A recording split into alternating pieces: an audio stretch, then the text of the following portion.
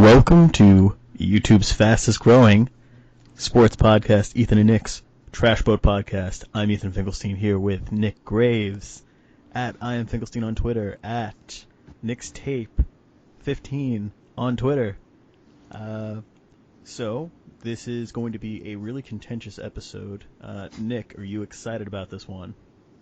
Yes and no, but I am ready for the smoke that I am walking into right now. So, all right, let's give it a shot. And before we start, I keep forgetting to do this on each and every one of these, but if you like this channel, please be sure to subscribe so you get notifications for the next podcast. These drop every 2 weeks, but not exactly to the day, so it's always good to get those notifications. Those likes are very valuable to us, just to kind of see that you're supporting the channel and, letting us know that there's someone out there listening to this. So, even if it's one more person, I am perfectly okay with that. Exactly. And with that, let's get started. This is Michael Jordan versus LeBron James, and it's a conversation that's been renewed because of The Last Dance. And now that series is over, I figure it's an appropriate time to kind of revisit the issue. And I think you and I are going to take different sides here. One, because it's more interesting, and two, because I think we might feel about this a little bit differently, at least from what I've gotten in past conversations. Well, I know just from the consensus on this argument that there's so many different ways that you can argue this. I am one of the unfortunate minorities in the fact that I'm kind of neutral on this argument, only because I do firmly believe that you have two different players playing two different positions and had two different styles of which they play the game.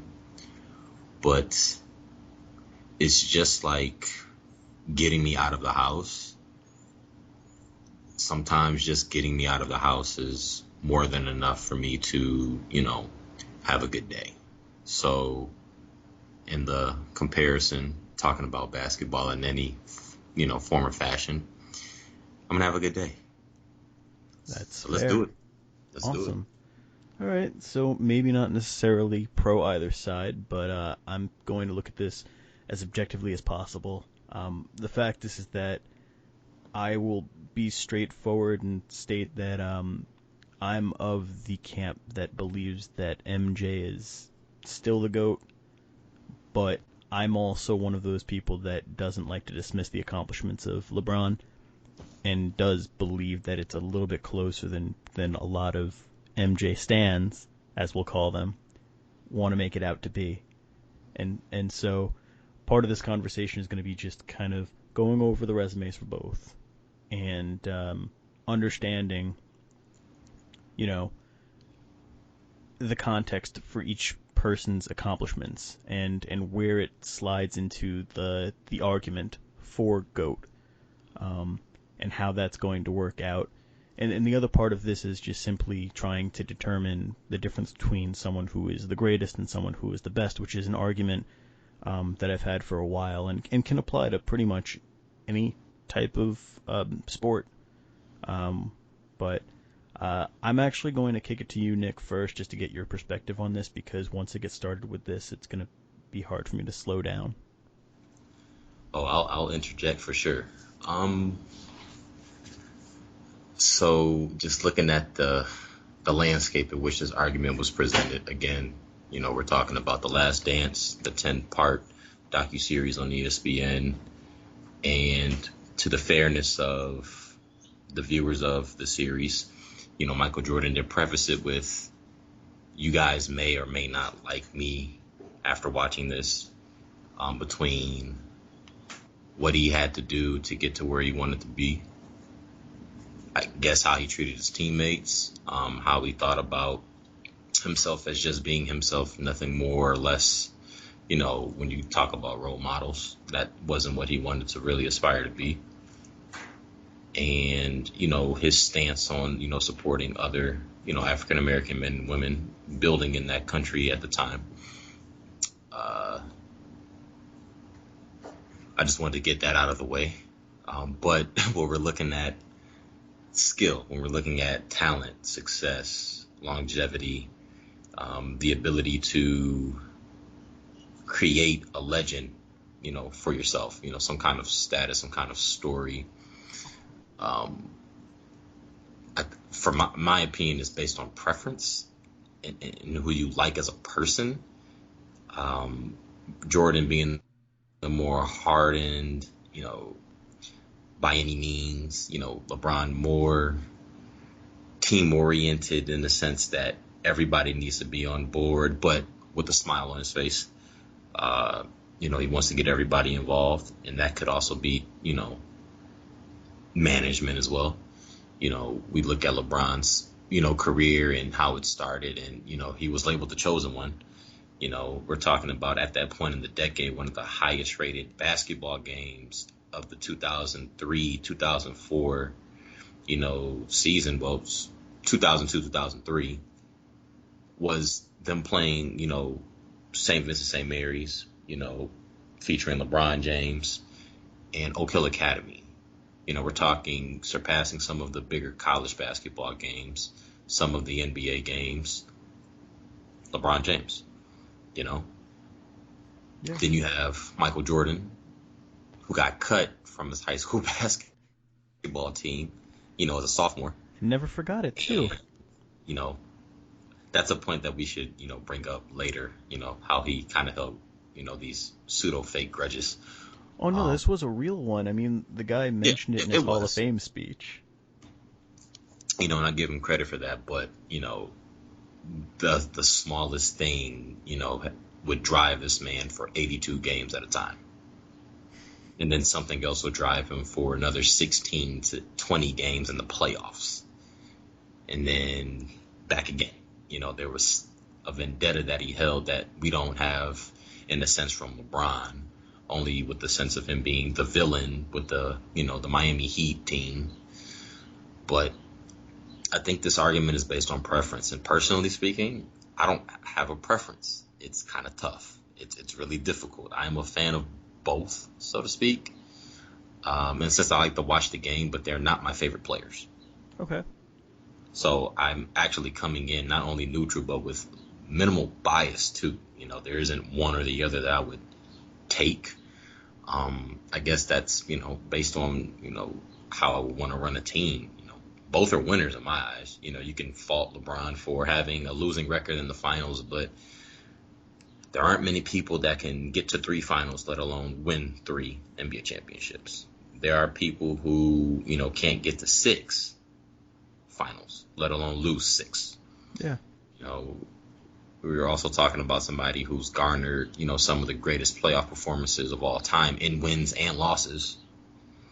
But again, I don't know. I can't say it's a tough argument for me. I kind of stay out of it. Well, building on what you just said, though, in terms of getting there, right? So, I, there's so much emphasis placed on Jordan's 6-0 record in the finals. And again, I'm going to be arguing why I think it is slightly in favor of Jordan, I guess, with all these points that I'm making. But one thing I'm going to say that is pro LeBron. I don't get the obsession with the fact that, none of his losses were in the finals. They were always before the finals. Well, to me, my whole thought process is this. Isn't the goal to go as far as you can if you can't win a championship? Why is a loss in the finals worse than a loss in the conference semis or in the conference finals or in the first round? To me, a better season is losing in the finals than losing in the first round of the playoffs. And it's the whole Tom Brady, Joe Montana argument played out in basketball, where, Montana went 4-0 in the Super Bowl, and Brady has those 3 Super Bowl losses with his 6 rings. But even before that, when people were saying, Tom Brady, is 4-2, back when he won his 4th ring, and people were saying, well, Joe Montana's 4-0. But the thing is that, how many more times did Montana lose in the conference championship and not get to the Super Bowl? To me, those 2 Super Bowl losses mean he went further than the times that Montana might have lost in the Super Bowl, but still lost in the playoffs. And that's what I've never understood is you obviously want to be unblemished in the finals, but to fault somebody for getting further than somebody else. How many times did Jordan lose prior to getting to the finals? Lost a early few on in times. his career. Definitely lost a few times in the first round. Yeah, I think his first, 4 or 5 playoff runs they Yeah, lost before they got to the finals. yeah, And he lost again coming back. Granted, it was only back for about a month and a half, 2 months, but he yeah. lost in 1995. Yeah, he went perfect in the NBA Finals, but far from an unblemished playoff record. And the fact is, if you want to fault LeBron for he made it to 8 straight championships or 9 straight championships, but only won 3 of them. And he's got that 3-6 finals record, I think. And he, yeah, 3-6 finals record, and he made it to 8 straight at one point and only won 3 of them. Well, Well, let's well, kind of bring it back a little bit for Bron. Um, and I guess I kind of have to play aside, in the defense for LeBron but James. that's what I'm saying. In defense for LeBron, the only time he was losing in those runs was in the final round. He wasn't getting stopped on his way there. That's to So me do an we? argument for his greatness. So, and I think this is where the argument kind of deepens for me. Look at how you were losing. Hmm. You know, not every loss is the same loss. And I know this is divulging, diverging from the whole mantra of no matter how you win, it's a win. No matter how you lose, it's a loss. But LeBron's first appearance in the NBA Finals, he got swept. And it wasn't for the lack of trying, it was for the lack of support that he had around him. You have somebody who's, under the age of 25, 23, however old he was at the time. Um, you know, he is the face of the league, well, at least a growing face, one of the top 7, top 10 names, because you still had the likes of Kevin Garnett, you still had the Kobe Bryants of the world, Tim Duncan. If you want to get real nitty gritty and real, picky when it comes to faces of the league, and it may not be, the biggest stat producer, but Manu Ginobili, and he was coming into his own as well, but aside from all of that. So LeBron was 22 when they got to 22. the Okay. finals for the first Okay. time, So on a he's team just where Big Z and Mo Williams were his biggest assets as teammates, Eric Snow as well, and who Eric also Snow. has Oh, I'm finals sorry, you're right, experience. Eric Snow, the guy who contributed to Allen Iverson's championship in 2001, right? That Eric Snow, the Yeah, guy that that was able to Snow. help him overcome the Lakers. Oh, Well, oh, at least oh, one of the wait. games. Oh, wait, right. They only won one game, Of and the one AI game. was the only person that showed up for his team. Yes, and but that's part of the argument that is being had, but is being had against LeBron James. Jerry Krause, even in the documentary, said, at some point, I guess his pride had to, be put to the side, but organizations win championships. And to be completely fair in this situation, that LeBron James led Cavs team in 06-07 was not poised to win an NBA championship at all. And No, I'll be honest with you, it didn't even have to be the Spurs. It could have been any of the top, my opinion, were the top 3 seeds that year. It could have been anybody. And I think maybe they win a game against seed 2 or 3 that represents, the Western Conference in the finals, but it wasn't going to get past 5 games they at all. had no business beating that Pistons team. LeBron willed that Cavs team that was essentially just him against a team that would go to 5 straight conference finals in the Eastern Conference, win an NBA championship. That was a team that was, if not for Almost back to back. exactly almost back to back, if not for a couple of chance games being flipped. That's a team that wins maybe 3 or 4 titles. That was a very good Pistons team. It was a team that was built on chemistry, which goes into this argument as well, where you had Jordan having essentially the same core to a certain extent for most of that run, He whereas had the main LeBron has had to pieces. do it. Hmm? He had the main pieces. Like Yeah, what Michael Jordan had is not what LeBron had. LeBron was exactly. interchanging. He was switching cars. Yeah, Michael Jordan, for the lack of better, analogies for his career, he pretty much had the same trustworthy car. He just got the oil changed. He just got new tires. He got new brakes. He got new engine fluid, so on and so forth. But it was pretty much the same sturdy car so if that we had the best repairmen and women, to to work on it. LeBron was going with like, okay, the Spurs, for that they aren't the fun, sexy, franchise, but they are what I call the Infinity QX80. They're the nice, big, family SUV, but it's not the sexiest thing to pull off the lot, but it got the job done, right? Yeah. Then you have the Cavaliers, who they're the Chevy Camaro with the V4 engine. How are you going to be able to push that team that can carry a plethora and a barrage of talent and players and and abilities? How are you going to be able to push them? How are you going to be able to take them to the next level and challenge them for supremacy in the NBA? You couldn't. So that the first finals for me, honestly, I kind of give LeBron that one. I kind of just like let it go. To say that he wasn't ready for that finals is an asinine statement, because he was more than ready. He just didn't have the pieces around him that were ready. He was not well equipped. He was. So you give him that first one. Here's the thing. I give him the first one. I give him the first one. The ones I kind of also will give him a little bit of a pass on. That first finals run in his second round with Cleveland against the first iteration of that super team that the Warriors were trotting out there, the 14-15 season.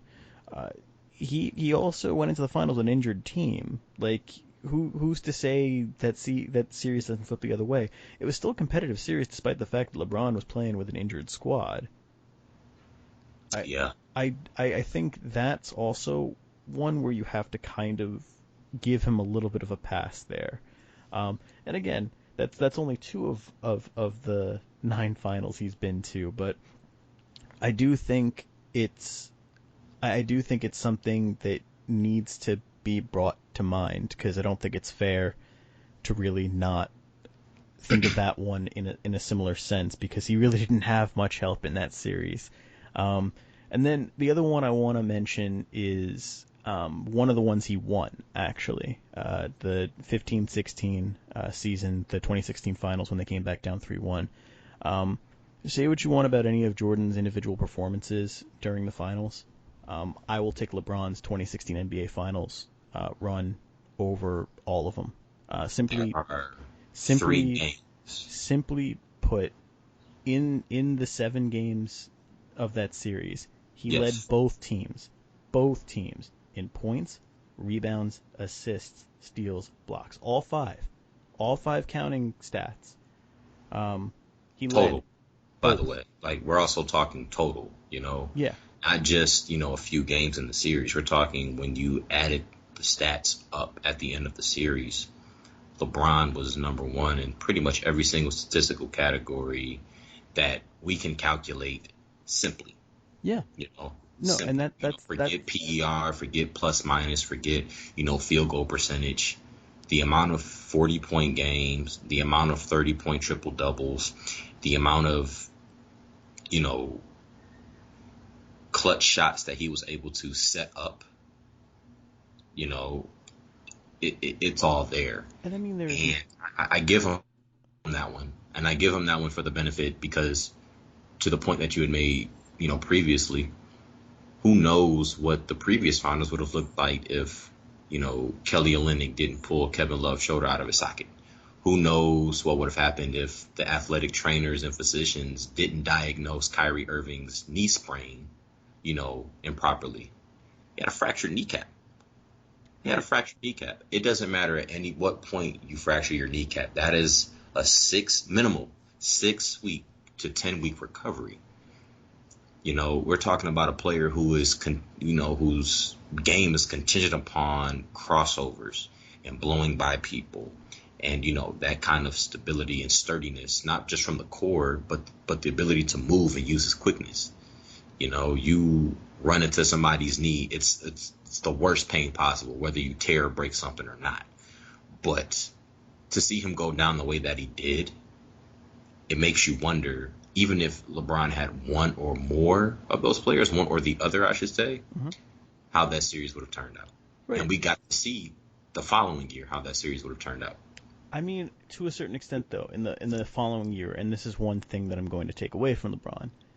That series flipped as soon as Draymond Green gets ejected for the need of the balls. It does. Well, he had to go. I'm not going to hold you up. That's, come on. No, I get that, but perfectly fair. But you have to wonder if he doesn't miss a game, what happens? Do they grab game 5? Or do they turn the series around? Is the question I have for you. Do they turn the series around if he misses the game? Do you, that's you can't deny that it wasn't the exact same team. It was. It It was. And I'll give you this. I'll give you this point. But to add on to it, I don't buy into the mindset of how many times you beat a team in the regular season, because tying in, with Jordan, how many times did the Utah Jazz beat the Bulls in the regular season over the last 2 years? I think the Jazz were 3-1 they or went 4-0, something like that. so just in the championship in the final season, I think of the 97-98 season, they were 3-0 against them in the regular season that year alone. Yes. So I say that to say this. For the Cavs had turned it up. Like, they look like a different team in the playoffs. And I'm bringing this up not to, poke fun at LeBron, but when he cramped up against San Antonio, he had to be carried off. You do sweat differently in the playoffs. There is a different sweat. Like, I can recall from, just my days in high school when we got to, regionals and districts. We were almost playing a different game. The mindset was totally different. Same thing for track. Like, it was different. Track was different in the sense that, we're seeing a multitude of teams that we've never competed against before, on top of a few teams that we see that share the same region. Basketball is totally different. That 8-seeded team may have beaten you in the regular season series 3-1 or 4-0, but who's to say that they are poised to make a playoff run? We don't know that. And in the playoffs, more times than not, that is shown to be false. Like, that team that normally has the edge, quote unquote, in the regular season doesn't have it in the playoffs. It was the same thing with, looking at the 2012-2013 playoffs with, how the Eastern Conference shaped out with the Heat, the Pacers, and the Knicks. They were all pretty much beating up on one another. But who ended up winning, representing the East that year? The Knicks, right? Ah, damn. Ah, man, I wish it was the Knicks. Damn. But, there wasn't that kind of parity when Jordan was, finally clicking. He had the support around him. So I'll give that, factor to, to LeBron, that he's had to deal with different circumstantial players. We're talking about players who, for the most part, should have been the 8th or 9th person coming off the bench on a lot of teams starting or in your, primary rotation. But you could even say that about, though, his number 2 and number 3 options. I mean, let's face it. In the big three in the Heat, and I'm glad you brought this up, because this is a point that I wanted to make. I realize this has been very heavy LeBron favorite so far, and I promise everybody listening that this is going to take a pro-Jordan side at some point. But for LeBron's teammates, one thing that's never really brought up enough, he had no one who was a true number 2 or number 3 option his first run with Cleveland. Let's establish that right now. We need to. But even in his time with the big three, so to speak, in Miami, sure, Dwayne Wade was still Dwayne Wade for about a season and a half. And if you want to say, okay, in the playoff run in the second season with them, on that first championship of the two, that he was still, quote, Dwayne Wade, I'll give you that. But the later part, starting in the second part of those, second half of that run, in year 3 and in year 4, Dwayne Wade was not the same player. That was when you started to see the age start to take its toll on Dwayne Wade. He wasn't quite as explosive. Well, you could see the toll that the injuries and, carrying a franchise for that long, even with Shaq, because Shaq was on the downward trend as well. but still good enough to be a very dominant factor. I will not discredit Shaquille O'Neal on that championship team for the Heat at all. No, he was an But MVP candidate just the year before that too. yes, he definitely was. But looking at how Dwayne Wade, plays the game, for all intents and purposes, for today's game, he's an undersized shooting guard at 6'4". You're looking for 6'5", 6'6". Oh, an inch, shouldn't make a difference or two. Well, the way the game is played, if you fit the prototype for the position, you have better upside. Right. At that time for basketball, when, that 2003 NBA draft, which put on hold, might be another topic to talk about, greatest draft class in NBA history. His leadership within the NCAA tournament with Marquette, getting them to the Elite Eight, beating the teams that they beat along the way that he helped reshape that basketball program from when he came in as a lowly rated recruit coming out of Chicago, whose biggest offer aside from Marquette was DePaul. Not even the hometown University of Illinois Champaign really, campaigned for him.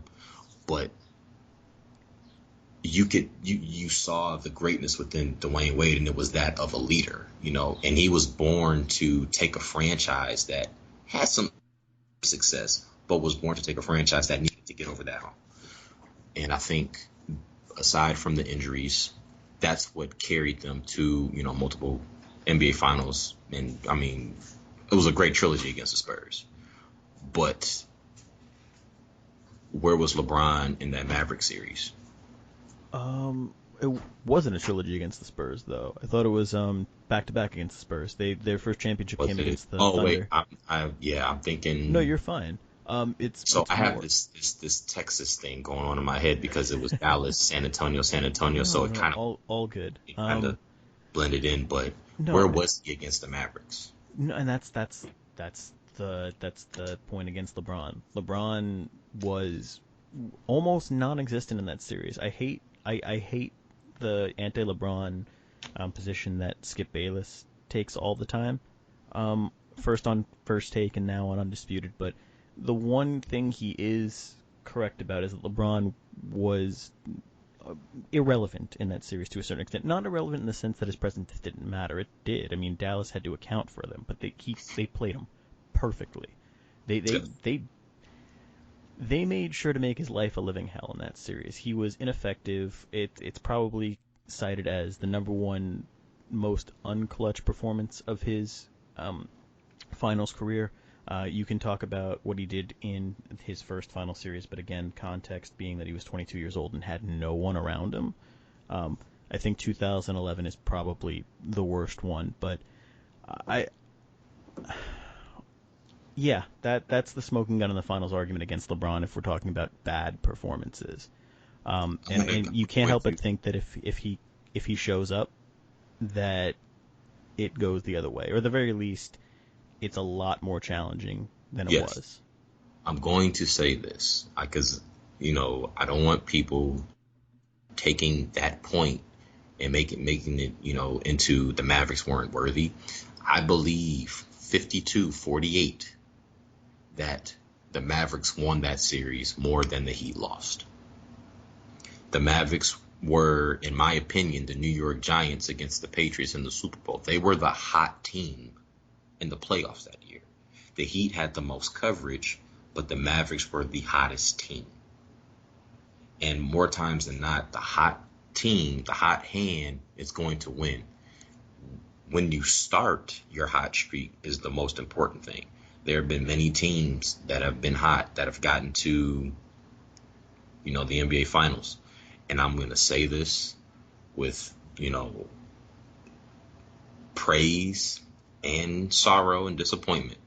But the Knicks in the NBA, shortened season were that hot team. The only 8 seed to get to the NBA Finals and got swept by the Spurs. Now, that's also due they took a game. They did take a game, Yeah. a gentleman's sweep. Okay, it's still a sweep. Okay, you're not taking that win You're not taking that win away from us, man. That's one. That is one of the only bright spots of being a Knicks fan in the last 2 decades. You can't take that away from us. But Be that as it may, to go back with the Mavericks, they also had a multitude of players who were on the downward, end of their careers, but had one great season left to give. And it culminated into those performances that each and every single, player made. There was a different player stepping up, even just in the first round, let alone the finals. But I'm not going to say that LeBron was timid in that finals. I think he just wasn't used to having that kind of support in the finals. But Well, let's be clear also. There was an added pressure in the sense that, okay, that's your first season post-Cleveland. Everybody outside of the state of Florida is rooting for you to lose. Big time. You are the biggest villain in the NBA because of your decision to go and leave Cleveland and join Miami with Dwayne Wade, with Chris Bosh. And so, to a certain extent, you are trying to also fight off the pressure outside of knowing people want you to lose. Knowing that 90% of the basketball-loving nation is rooting against you. And that's probably going to take its toll on you, whether you're mentally strong or not overall. And so I do think there was an intimidation factor felt by him in the series. To how much it played into it, I want to say it was part of it, but not all of it. Credit to the Mavericks. I mean, again, I agree with you that the Mavericks more won that series than Miami lost it. And I do think, at the very least, it is a more competitive series if LeBron shows up. But at the same time, I don't want to discredit that championship run because Dirk played out of his mind. You had contributors like Jason Terry, one of the great three-point shooters in the history of the league, as a support to that team. Wasn't Jason Kidd on that team as well, if I remember correctly? Jason Kidd was on that team. Yeah, no, it was a team that had a deceptively deep bench. I also believe Tyson Chandler was on that team as well. He might have been. And I want people to. I'm gonna look this up because I don't want to do a disjustice to the. Well, this is part of our trash boat, nature. Like, there's research, and then sometimes we slip up. I ain't afraid. What are you gonna do? This is our podcast. Yeah, but at the same time, I also want to bring forth, figures and numbers, and also be as accurate as we can be. And yes, Tyson Chandler was on that team. Sean Marion was on that team. Yes. So you're talking about players who, prior to, joining the Mavericks, whether it was the season before, 2 seasons before, at minimum had at least 25 to 30 games of playoff experience. Specifically, Sean Marion and Jason Kidd. Jason Kidd had gone to the finals twice with the Nets. We're talking about Sean Marion, who played on those revolutionary Phoenix Suns teams, who asterisk 7 seconds or less scoring system. This is also an asterisk for another future topic. Some of the greatest coaches to never make the finals. Mike D'Antoni is one of them. But had played, we're talking an average for a 3 to 4 year period, 15 to 18 playoff games per year, and was a very adequate piece. I mean, between his athleticism, his knowledge of, how to actually defend fast pace, systems after being in the first one, so to speak, was, a very valuable asset. Tyson Chandler, for that season up until 2016, 2017 almost, was one of the greatest, offensive tip rebounders in the game. He extended possessions. So again, when you have those kind of pieces on your team that, you can extend possessions, you can, with just insight, be able to put people in the right places on the court to get them to not just stop somebody, but even just to slow them down, does it justice. I want to bring up a stat, speaking of Tyson Chandler, that was for Tristan Thompson in the year that they won the NBA championship, the Cavs. Okay. Whenever Tristan Thompson grabbed an offensive rebound, the field goal percentage for the Cavs increased from 48% to 55.6%. That is statistically significant. That is one of the craziest stats that I had ever seen. and it was reported by the Elias Sportbook. And I don't know how they were able to track this as well as they did, but throughout the season in the playoffs, on second chance possessions, which means a Tristan Thompson offensive rebound or a hustle play, the Cavs shot 55.6% from the field. Now, think of the three players on that team that shot an average of 44% or better. Kevin Love, Kyrie Irving, LeBron James. When you have those three players on the court at the same time with the Tristan Thompson offensive rebound, whether it's all three, two of the three, or one of the three, that is who he's looking for. That is a player that you need on your team. His equivalence is of a Dennis Rodman to the Bulls in that, not saying he was the defensive mastermind, but was the person that could out-rebound just about anybody on the court based on awareness, position, and technique. That is something of importance. I say that to bolster Tyson Chandler, because without him, the Knicks don't take that next step in getting to the second round of the playoffs and lose against the Pacers, because we don't have an offensive rebounder to tap back many missed jump shots by J.R. I point Smith. to Roy Hibbert's entire NBA career was that series. I want to. I just want to quickly go back to the teammate discussion, and that's where I was going with that. Michael Jordan had those specific pieces not only added to the team, but they were there for you, right, quite some time.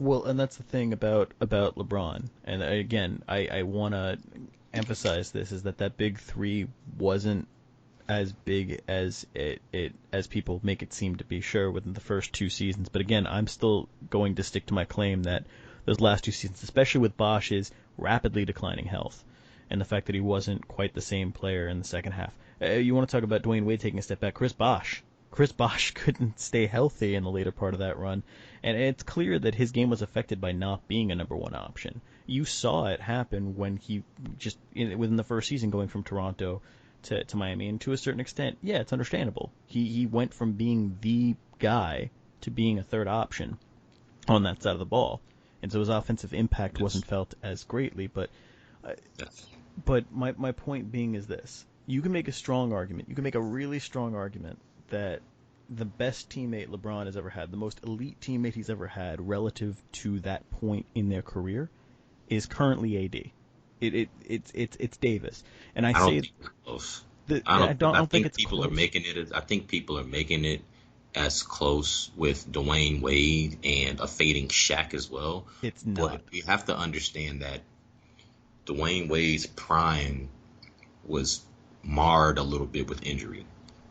He was still effective. Yeah. I mean, but again, his best season garnered fourth place in the MVP voting, but the stat line was crazy. He was averaging almost 37 and 6 or something like that. Like it was 37 rebounds and 5.5 assists. Something along those lines. And it was the steals and blocks that got me. I think he was the only guard that year to average, one steal and one block per game. He's arguably the greatest shot blocking shooting guard of all time. Yeah, and defensively, one of the greatest players ever at his position. But still Absolutely. Finished, was it third or fourth? I think it was I know Bron, Kobe, and like Tim Duncan might have been up there. I don't know. But the point being is that he didn't get his due because of all that. But at the same time, accelerated though. Those were accelerated seasons. We can talk about that too, in a sense, for Dwayne Wade. When you have to carry a franchise like that, it saps your NBA biological clock quicker than another person would. That is an argument that's been made multiple times for Tracy McGrady. Absolutely. He carried those, Magic teams in the playoffs. And then when he finally got to the Rockets, where he actually had better help, that's when the injuries started. I'm not attributing Dwayne Wade's injuries to, LeBron joining the team and him finally having relief, because you saw that before LeBron got there. Well, in all fairness, though, with the McGrady thing, he did have Yao Ming for a stretch of time. I mean, even with the injuries, he still had a couple seasons where he was relatively healthy. He did, but he wasn't he had to realize that he couldn't go for scoring titles anymore. And that's what sapped his career. It wasn't the fact that he was going for scoring titles' sake. He had to be that kind of scorer to just make sure that the Magic got to the playoffs. I got a better example of that. How about AI? How about Allen Iverson? How about Same thing. I was Same gonna thing. to even a Same. greater extent. I mean, the guy Same. was the premier scoring talent in the NBA, arguably the premier scoring talent in the NBA, basically from 2000. You could even say starting in '99. From '99 basically to 2006, the guy was the predominant scorer in the league. And then, and yes, I realize there are 2 seasons in there with Kobe where he was also ridiculous in '05 and '06, but Allen Iverson was the scorer of scorers in the NBA for probably a 7 or 8 year period.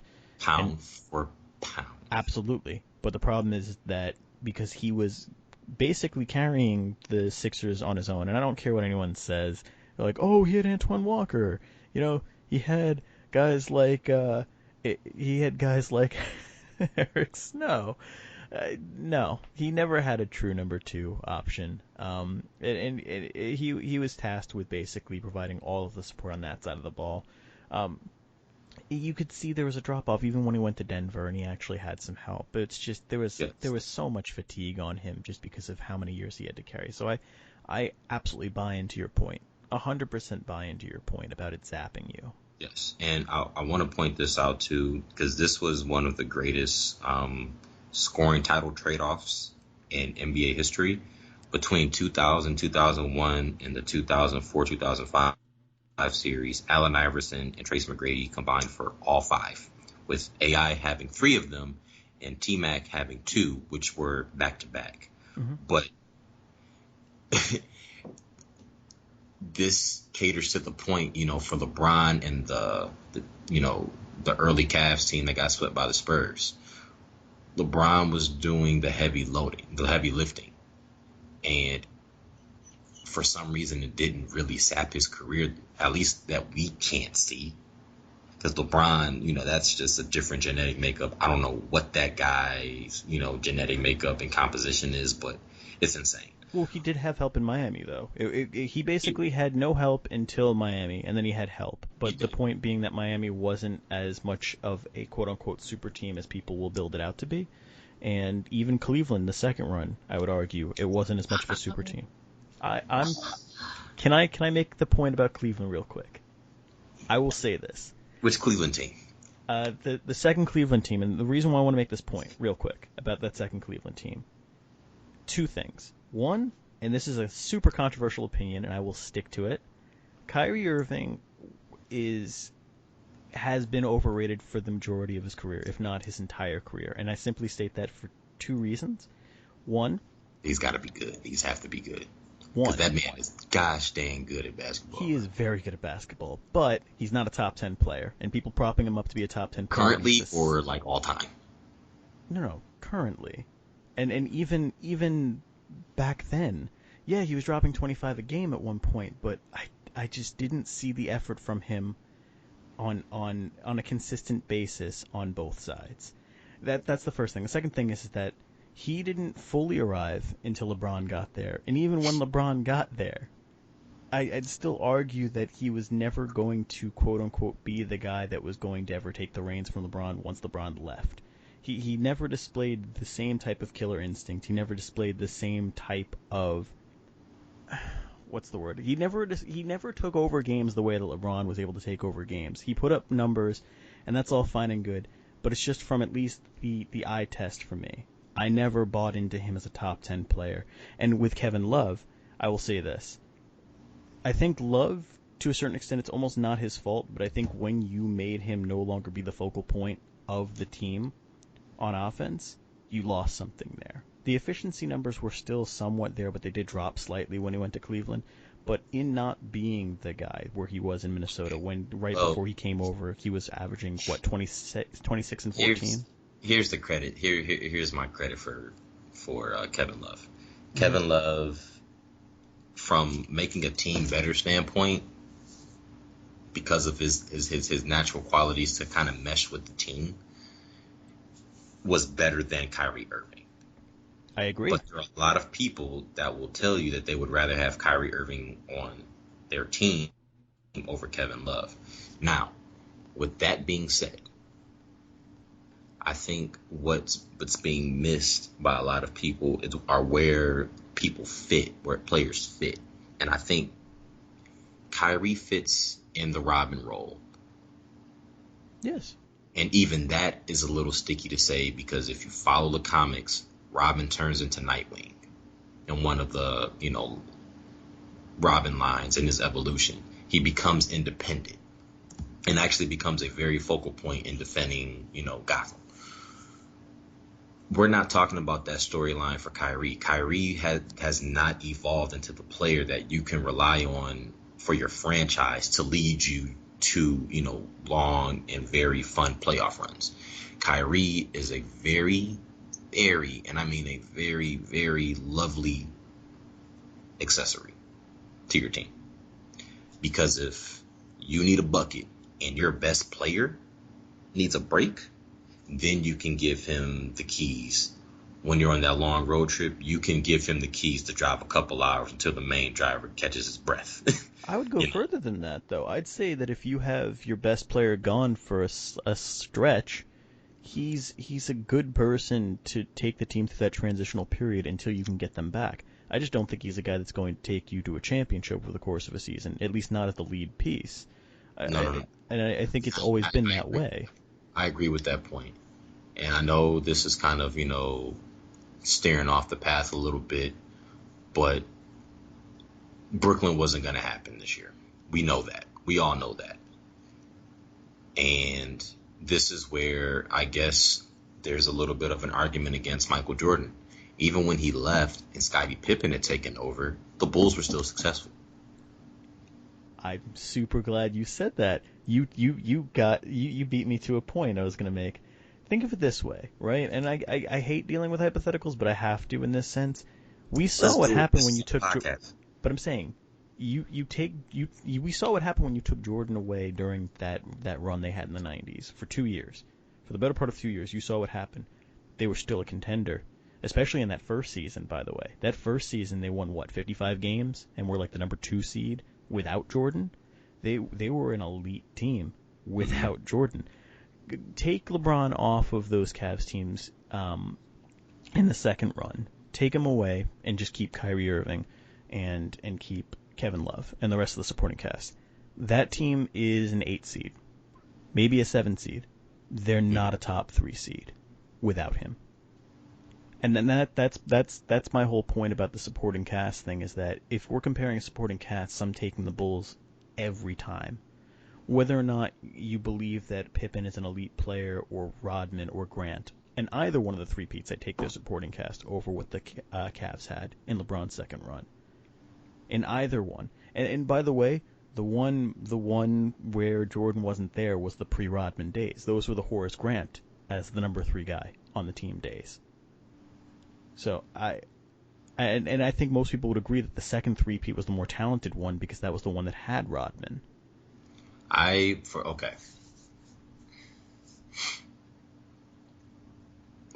To separate both 3-peats, the first 3-peat was the fun 3-peat because there were more games played, and I think that's kind of fun.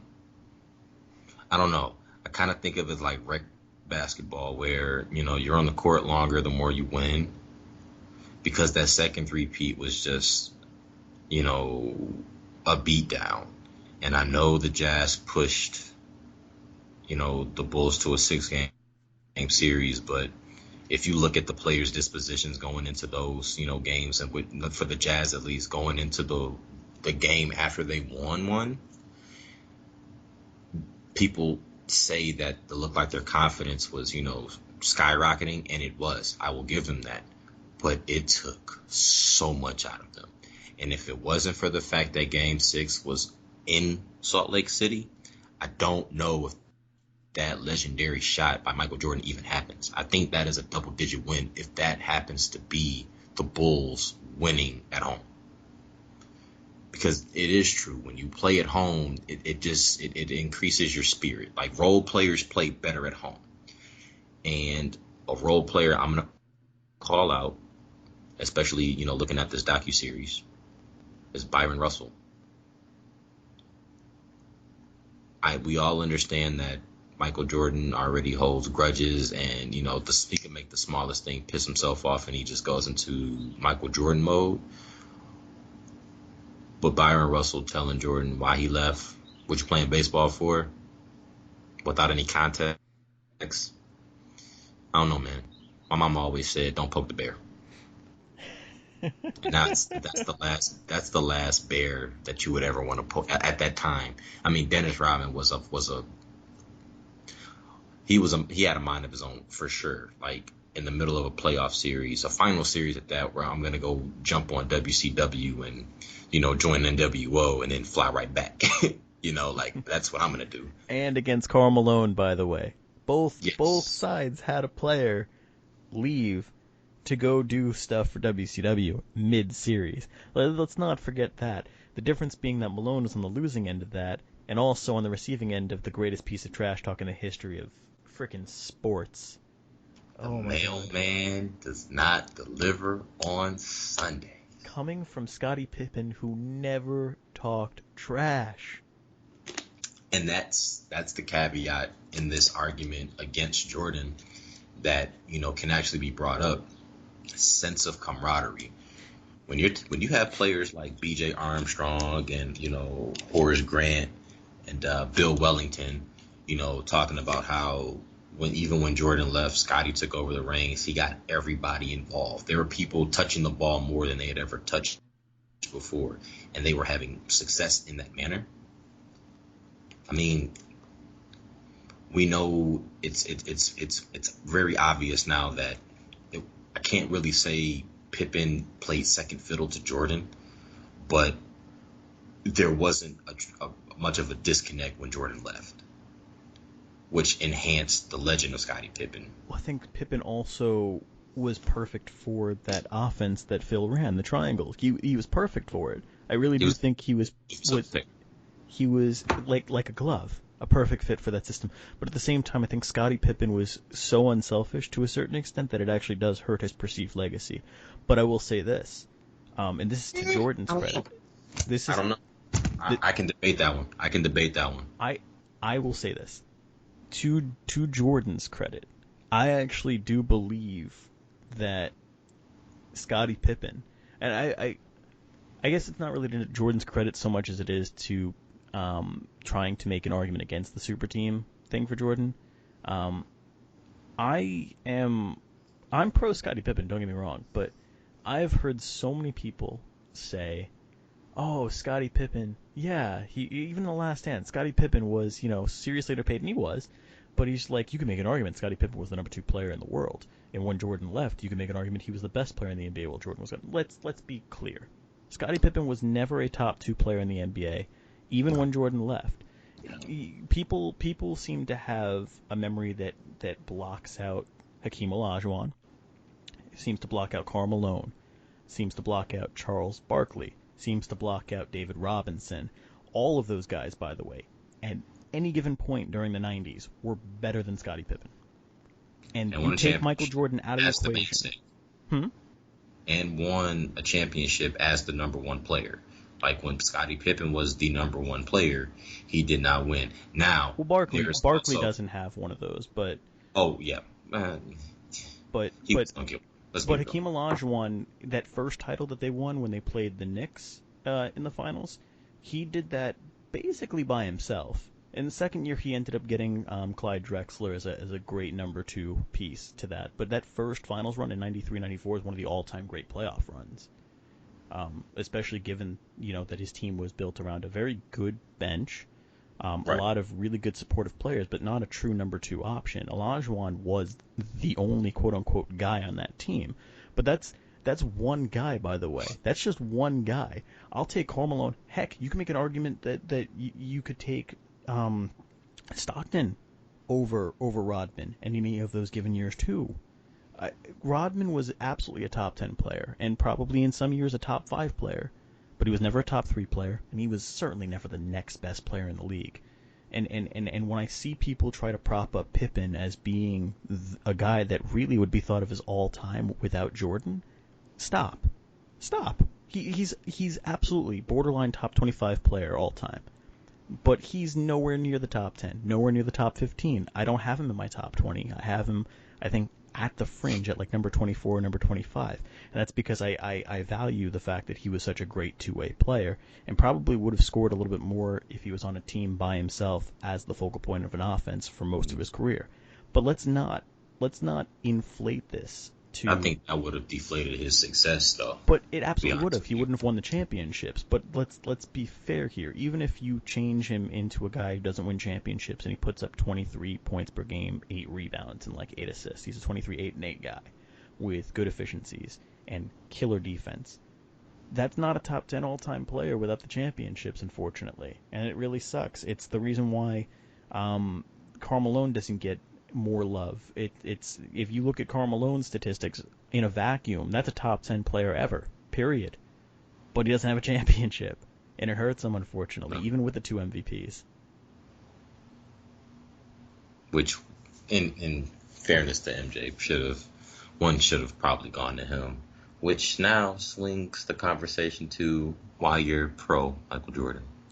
Let's. Grace us with your. I have a few more This is pro. your soliloquy here. Well, I have a few more pro things for LeBron, but let's first give Michael his due here.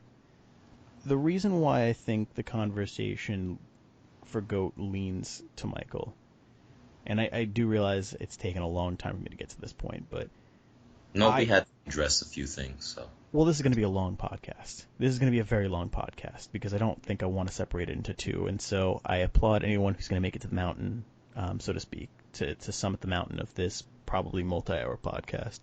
Unless you got things to do, Nick, but I kind of wanted to tackle this in one go. I'm here.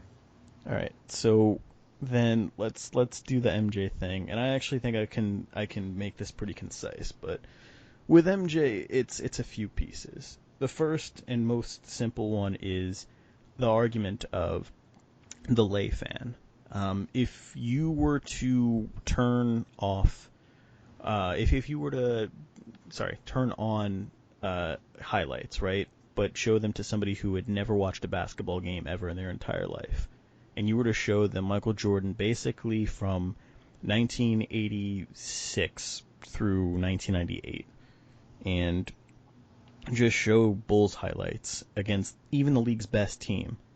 Like, we're talking prime Sonics, prime Jazz, prime, Suns, all of these great 90s teams, and even the Showtime Lakers, even those Celtics teams, those great Celtics teams with Larry Bird, Kevin McHale, um, and Robert Parrish and company. I think you watch those highlights. Jordan is so transcendent of the sport and so transcendent ability wise, where you can immediately point to that guy's the best player on the field of play, and not even know him by name, but just say, yeah, that guy, number 23. That guy's the best at this. You don't even need to know necessarily all of the rules. Just know that the point being score more points than the other team. That guy's the best on the floor. And you can see it in the way that he just maneuvered things. You can see it in the way he played. Just the natural ability was so apparent more so than any other player. And this is coming from somebody who makes the argument that LeBron James is the most complete player ever. But in terms of the way it was played, how beautifully Jordan played, there has been no equal. And then from a more, solid body of work standpoint, Michael Jordan's efficiencies are still unmatched over the course of a whole career. I look to PER as more of an offensive metric because it is, but even with how many games Michael Jordan played, and the guy played over 1,000 games. The guy played quite a bit of basketball, even with the multiple retirements. Yeah. Yeah. The point is that even with those 2 years with the Wizards, which actually bring down his percentages, his PER is still, I think, 2 points high, not 2 full points, but 0.2 of a point higher than LeBron's, and LeBron's not going to bring that back up in this part of his career. It's I think 27.7 is what Jordan sits at. LeBron's at like 27.5. Jordan's PER is safe. Jordan's point per game, I mean, there's the argument LeBron doesn't have to be a scorer because he hasn't wanted to be that guy. He's wanted to facilitate. He's wanted to be the guy that makes things happen on offense for He's everyone. top of all time, though. I mean, to Yes, say a guy like that is, he's passed first and still yes, scores as many points as he does. but That's but can't with take that away. but with Jordan, it was he combined the elite scoring ability. There was the 10 scoring titles. I think he won like 8 straight at one point. But he did that while also filling up the stat sheet in other ways. It's still a guy who was putting up, I think, 6 assists, 5 rebounds, or 5 rebounds, Yeah, 6 assists, per something game like or that. career. Yeah, Yeah, for his career. which isn't anything to scoff at. Like No, that's not at still all. very productive. And there were seasons in which I think he put up. I think there was one season where he was like 31, 8, and 8, which is just insane to think about.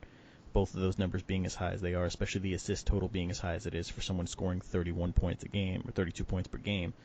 But it's those efficiencies. It's the advanced numbers. It's the fact that his value over replacement player for single seasons are numbers that have still been unmatched. Even in LeBron's best years, he's not matching those numbers. Um, and if we're going by career numbers, yes, LeBron's going to have the advantage in those numbers because of volume. But the fact is that in terms of peak value, both from an advanced standpoint and from a traditional standpoint, Jordan's peak is not matched by LeBron, unfortunately.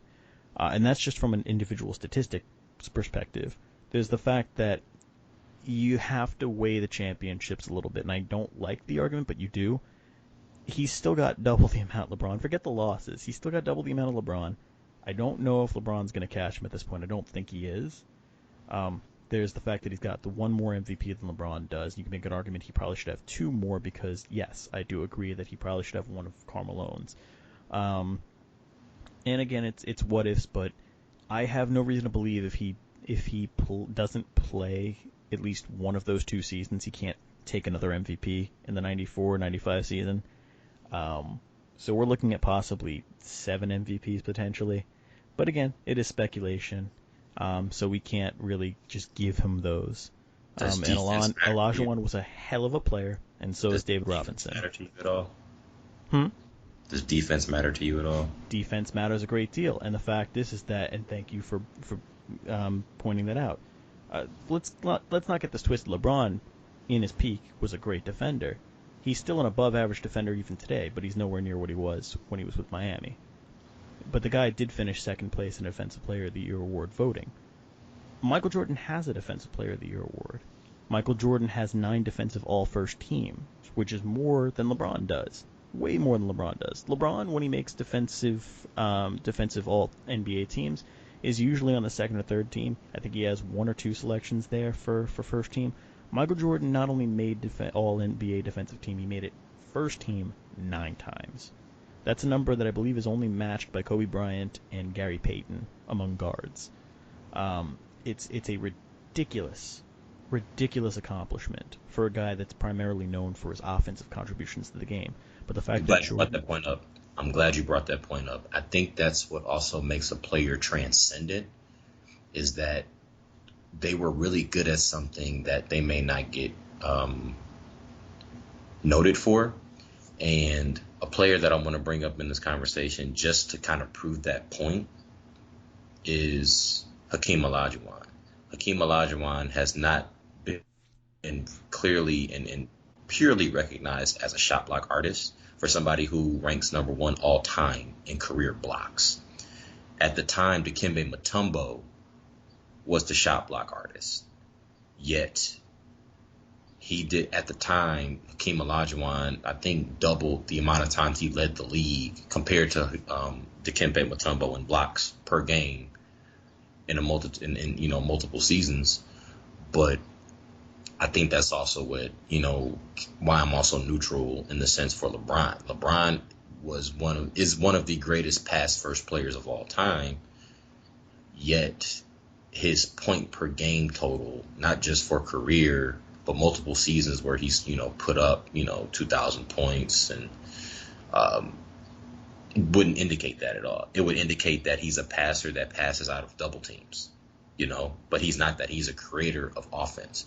Well, creators of offense, fall into the realm of, a John Stockton, even a Jason Kidd, Mark Jackson, Magic Johnson.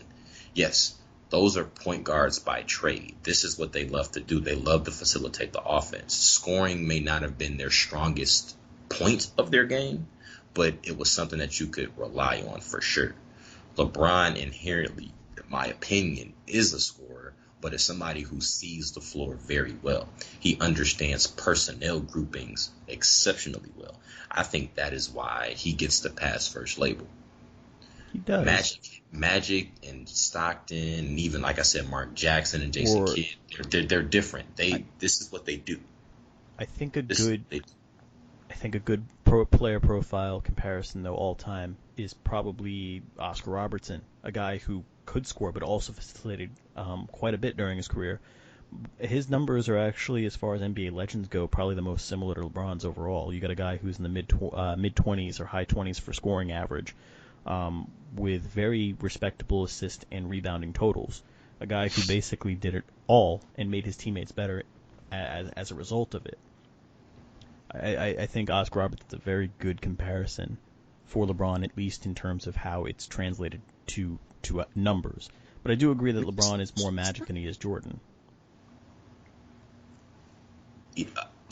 close, man, yes. And I think it doesn't even start from playing style. I think it also just goes from temperament. I think, that's one thing that, about LeBron, I've always appreciated. He can get, fiery when he has to, but for the most part, he is a pleasant teammate to be around. You know, he may have his rhyme and reason for a lot of things that, quite frankly, may not make sense to us. But we can't say that about Jordan because Jordan just wanted to win. Yeah. If you didn't do what you needed to do to win, then you weren't doing enough. Okay. But LeBron went about it a different way. And that's where, within this argument, I'm kind of siding with, just a personality aspect and parity. Let's talk about parity. There are, and I don't want people to, I'm going to sound foolish when I say this. I don't care. I'm one half of this Trash Boat podcast. But there are players in today's game whose athleticism alone would have garnered them a starting role in the 90s.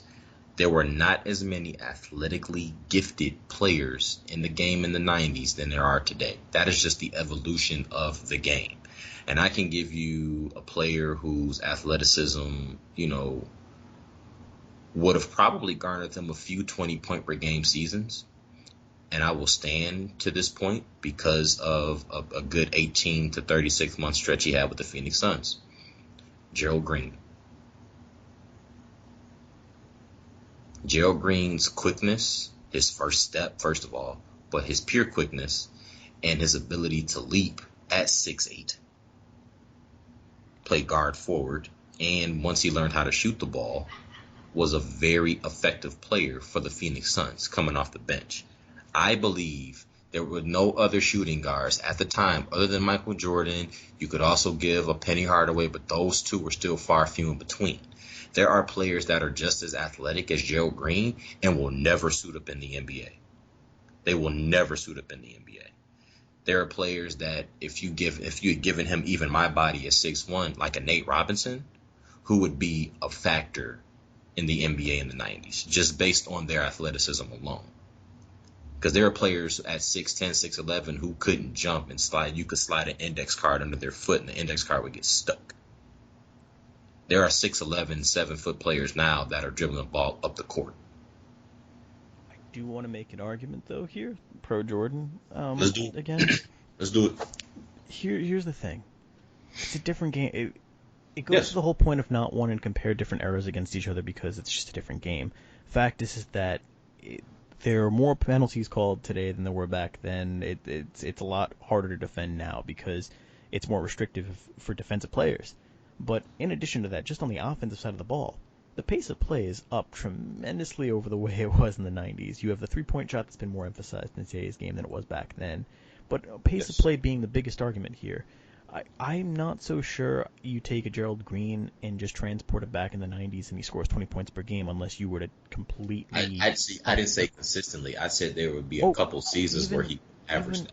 I'd even argue there wouldn't be a season that Gerald Green averages it simply because I don't think that the emphasis on Gerald Green, the renewed emphasis on Gerald Green in that hypothetical where he has more of a role, translates to him getting there because it's going to be a slower game. The trade-off is going to be he might be a focal point of an offense more than he would be in today's game, but But he's remember, also going to a scoring environment that is going to be lower, less possessions per game, less opportunities to score.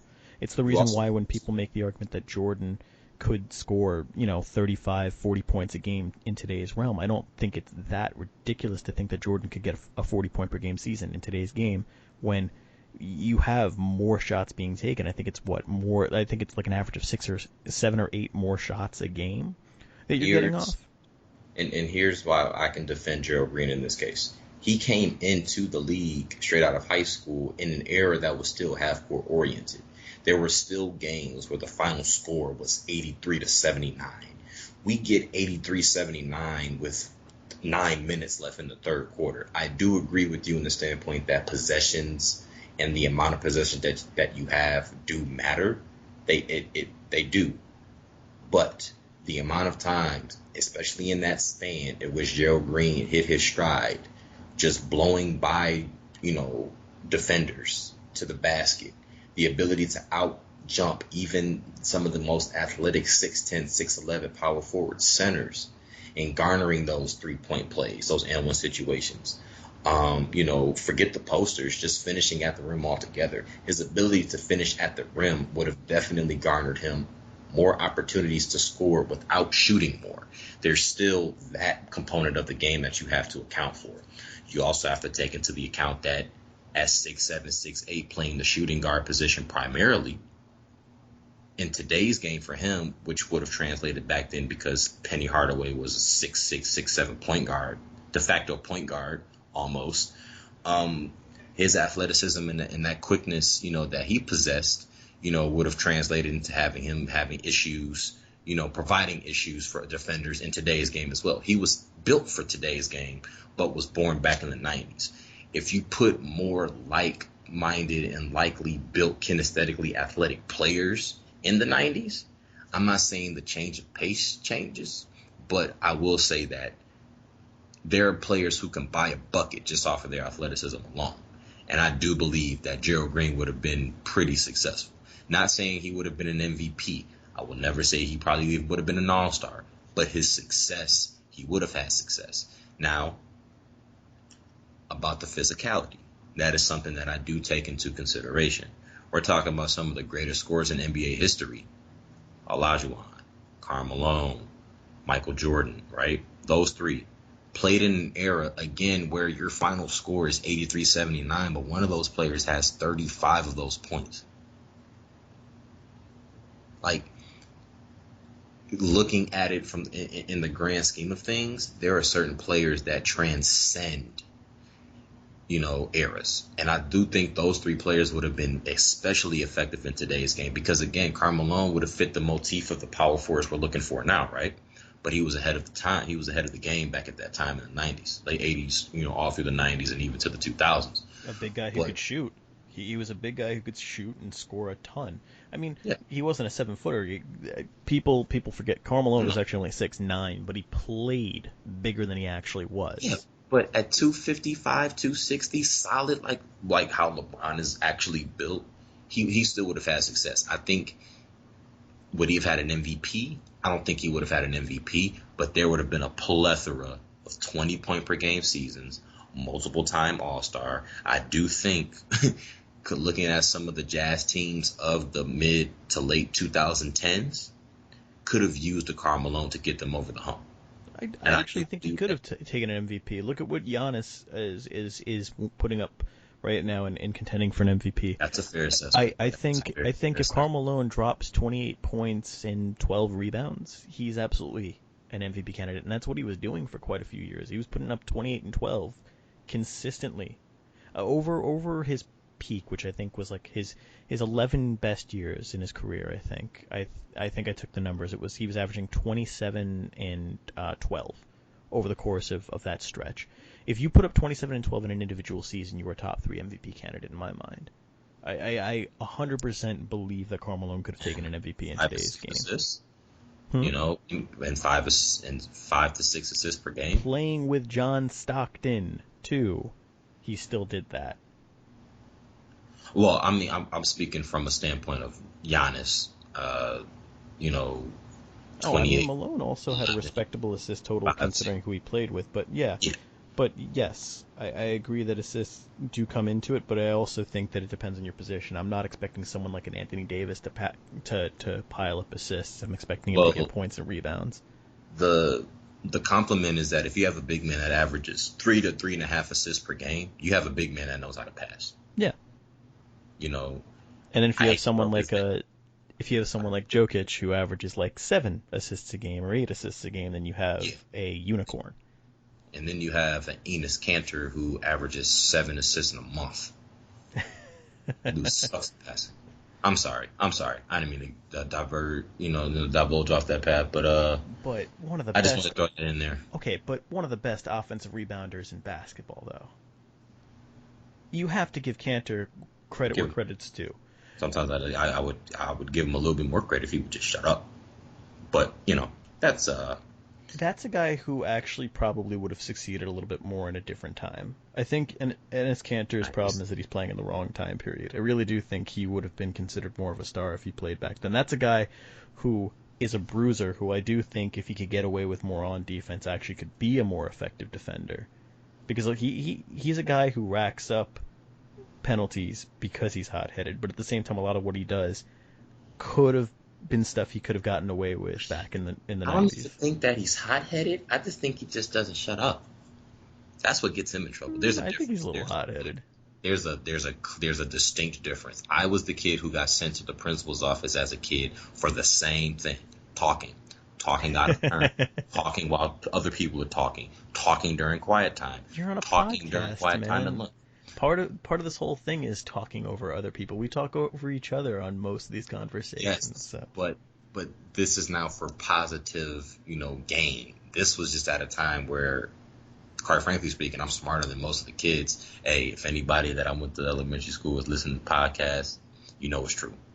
But I say that because, compared to another person I had class with that got sent to the principal's office for fighting, throwing things across the table, like there's a difference between just being a disobedient kid and a talkative kid that just got themselves in trouble for talking. And Enes Kanter just doesn't be quiet. Now, there are other factors and forms as to which, his, loquacious behavior has been very strong. That's a different conversation for a different day. But for the sake of this argument now and the translation of athletes from today's game into the 90s and even from the 90s to now, I still firmly see your point with Jordan being the greatest of all time. He transcended eras. It wouldn't matter what era he played in, he would have been equally dominant. I think that's what you're saying, correct? yes, and it's also just from a legacy perspective too, in terms of transcendence. Michael Jordan is one of these athletes where you can only say there's been a few examples in history where you are ubiquitous, essentially. Michael Jordan is ubiquitous in the sense that he's the first name that's going to come to mind for a lot of basketball fans. And in the same vein that Babe Ruth is ubiquitous to baseball, at least at one point was undoubtedly the most famous baseball player of all time. In the same way that Muhammad Ali is the most famous boxer of all time. There have been very few cases in history, at least in North American sports, where you have a guy, and with Jordan, really, it's globally. Jordan is the most recognizable athlete in name value all time across the planet, and I truly believe that. I think it's Jordan, Muhammad Ali, and Pele. I think those are the three guys, if we're talking about athletes across the planet, where there's a transcendence of you don't even have to know anything about the sport. You would have heard that name. And I think with Jordan, it towers over everything else. And this is Jordan did this in an age before social media. Jordan became at one point the most famous person on planet Earth without social media. I don't know. I don't imagine how ridiculous that effect would have been. You take Jordan and put him in today's game with social media, with the just extreme amount of exposure or the amplification of opportunities for exposure that you have now with LeBron James. LeBron James, I'd make an argument, still hasn't achieved that level of transcendence on a global scale that Michael Jordan did. And he's the closest anybody's ever gotten in the NBA. Let's not get this twisted. LeBron James, if Michael Jordan is the biggest star basketball's ever produced, if Michael Jordan is the number one star basketball's ever produced, LeBron James is a clear number 2 in my eyes, with Kobe Bryant probably being number 3 in terms of global popularity. But I can't believe you went there. I have to. But my point being is that Michael Jordan, pre-social media, when all you had was news coverage, when all you had was traditional media, Michael Jordan was still the most famous athlete. Forget the most famous athlete. He was the most famous person on the planet. More people knew his name than the President of the United States. Sorry, Bill Clinton, but it's true. More people knew who he was than Bill Clinton. More people knew who he was than just heroic figures in humanity like Nelson Mandela, or hell, if we go back in history and we go back to earlier parts of the 20th century, more people knew who Michael Jordan was than Mother Teresa. More people knew who Michael Jordan was than Albert Einstein. Michael Jordan is the most transcendent athlete of all time simply because he is legitimately in the argument of being one of the top, I don't know, 20 maybe top 10 most famous people of the 20th century, period. This comment doesn't make any sense, but it speaks to my heart because I've seen 3 to 4 different eras of basketball short length changing. The man introduced basketball shorts that came to the knee. I mean, he did. Well, I mean, that's an impact on the game. To the knee. Mm-hmm.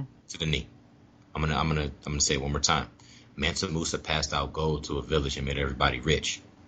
And then Michael Jordan stumbles along in life and introduces basketball shorts that don't look like Hanes boxers. Boom. Done deal. There's also his impact on the finances of the game. He was the one that really took the NBA from being sort of an American thing to being a global, conglomerate. I want to point out that the league, the NBA, when David Stern was commissioner, the league was worth less than $200 million. After Michael Jordan retired, the league was worth over $1 billion. I'm going to give you that, but I just want to point out that the league was worth pennies, way before Michael Jordan got to the league, but before Stern was commissioner.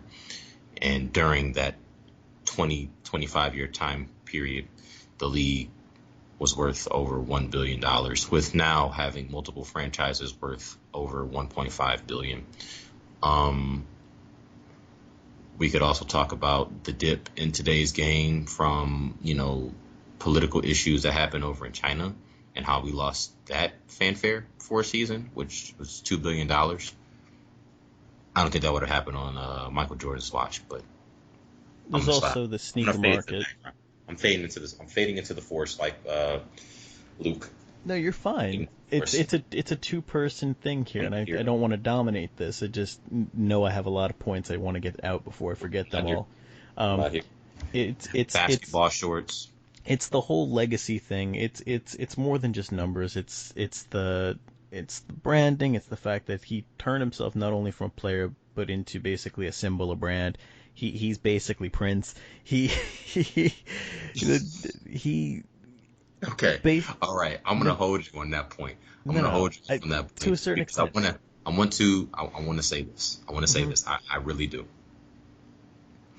There are multiple colors on the spectrum. Roy G. Biv, right? Mm-hmm. Even in between Roy G. Biv, there are a multitude of colors that you could pick from. Mm-hmm. The fact that a pair of gym shoes that are black, red, and white can go with almost anything in your wardrobe is about as impactful of a symbol than anything, number one.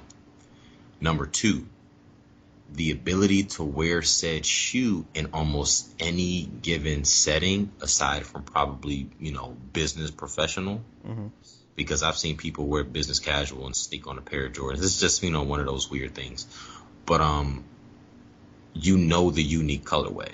When you see black, red, and white in any of the combination, that is probably going to be Jordan affiliated. We could also talk about, as you mentioned, the transcendence of, his spirit globally. I think where it's kind of unfair for LeBron James in this argument, which some people may say this is the big knock against LeBron James from a global perspective because he does have a global presence. I know that's not what you're saying. You're not saying that he doesn't have a global presence. It's just not overwhelming like a Michael Jordan Mm-hmm. because you compare it to a Michael Jackson and a Muhammad Ali and a Pele. But I think where LeBron kind of oversteps within popularity with people is his ability to gain the awareness of the communities in which he wants to serve. Absolutely. I think that is where LeBron is probably a little bit better in notoriety. I would argue LeBron's given back more to the community. Absolutely. Republicans wear J's too, bro. Just want to point that out. I know. I'm fading to the black now. No, I'm just saying. No, I agree that LeBron is. If we're talking about the human being aspect of it, I take LeBron in a landslide over Michael Jordan. It both as a person just in general, and also as a humanitarian. But that's not what this argument's about. The reason why I don't like bringing the human element into it is because I'm just trying to discern the basketball player themselves, not the person. And I really want that divide to be established because if that's part of the equation, then you could swing the argument to be in LeBron's favor just on that alone. I'm not even saying that Michael Jordan's a terrible human being, but the fact is that he's got a checkered past, more so than LeBron does by far, in spades. It's there's very few things you can really knock LeBron James on, if any, in terms of being a human being. There's plenty of baggage for Jordan. Still subpar free throw shooting. But the point being with Jordan, though, right, is to me there was more of a cultural impact with Jordan relative to his time. And, Yes. And the fact is that with Jordan, again, this is all pre-social media too, which just makes the impact just even more ridiculous to me. That he relied basically on traditional media, which doesn't have nearly as much of a reach as social media does today, and was still able to accomplish levels of fame that I still don't think LeBron has quite ascended to just yet on a global scale. I don't think he wants to. I don't think that's any of his concern. No, and that might not be his intent, but the other point is this, right? We're talking about branding. We're talking about logos. I know what LeBron James' logo looks like for his apparel because I follow basketball, because I follow LeBron James. I'm not going to give the average person credit on that. They would be able to identify that right away. Jordan's Jumpman symbol of him with that famous dunk, that's ubiquitous. That's up there with the Nike swoosh as one of the most identifiable logos in athletic wear across the globe. It evolved from the Nike swoosh. It did evolve from the Nike swoosh, but the fact that he took it, separated from Nike, created his own brand, Jordan being its own standalone brand at this point, is incredible. The fact that he doesn't need Nike's rub at this point, the fact that he has created himself. Jordan's, by the way, the Jordan brand of shoes sells more than every other top player, like, combined each year. And it's true. He sells more shoes each year than any other player. Just from an economic standpoint, Jordan's impact is still felt today in droves. You could argue that it's felt more today than it was back then. Yeah. But that's my point, is that it's the far-reaching legacy just even off the court from just his impact to the game of basketball when he's not playing. Forget the accomplishments that he had on the court for a second. Forget the 6 championships, the 5 MVPs, the 9 defensive first teams, the countless scoring titles, whatever. Forget the resume on the court, which to me is only really matched by someone like a Kareem. But forget that for a second. In terms of just how transcendent he was, he is, to me, when you reach a level where you are the guy that even 4-year-olds today who never saw you play, if you had to name a basketball player, the first one to come out of their mouth, if Michael Jordan is likely the first name that comes out and they've never watched a game, that's insane to me. That's transcendence. That is, you are now as big as the sport, if not bigger than the sport. This is something that I actually, from that standpoint of showcasing something, This is actually where I give LeBron credit to, just, from his ability to transcend, the sport. There, if there's a high school basketball game that you want to show somebody, arguably not the first one, but it is in the top 5. People are going to bring up St. Vincent St. Mary's versus Oak Hill Academy.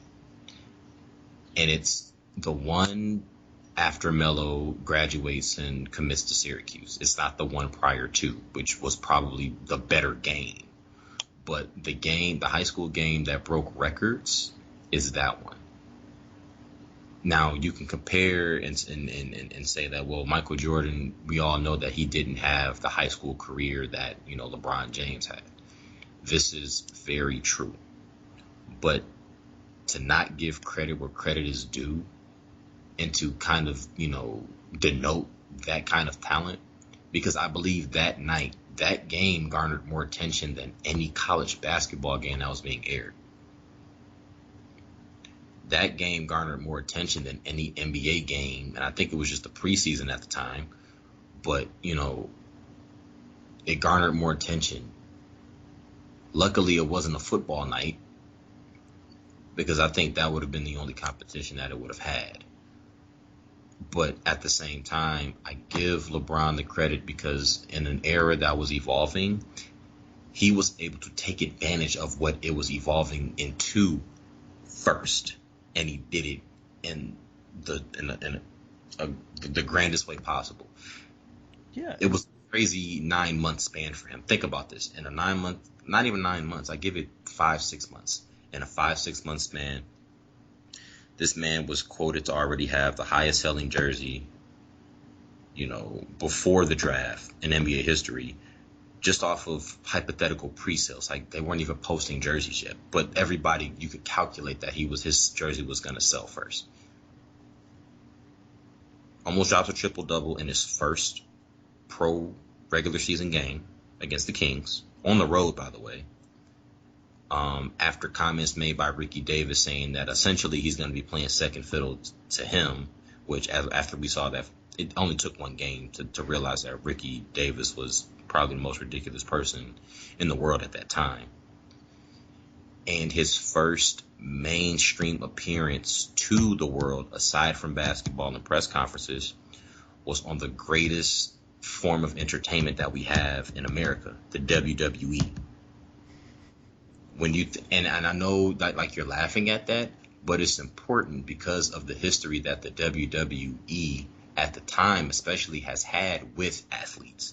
There were athletes from all 4 pro major sports, that made an appearance. Chef freaking Gordon was on the WWE at some point. And I remember this vividly. It was between the 2 championships that he won and, this amazing NBA draft class, because he was the greatest driver in the world at the time. NASCAR. No disrespect to NASCAR. But if you're having multiple guest appearances on a show that was probably built for the same kind of demographic, yet football and basketball and even baseball garnered more attention, that should let you know the kid couldn't even buy alcohol yet. Yeah. Legally. But that's what I mean by the transcendence from, popularity compared from global to community. I think the community aspect LeBron has on lock. He does have the global presence, but the global presence does not transcend what Michael Jordan has, even to this day. So I kind of give that a toss-up. That's more of a toss-up. I think that's a topic that you discuss that's based on preference again. Okay. Well, think of it this way, and this goes to the pro LeBron side of things. I would argue that LeBron James, more so than any other athlete in the history of team sports, has had more pressure on him from day one than anyone else.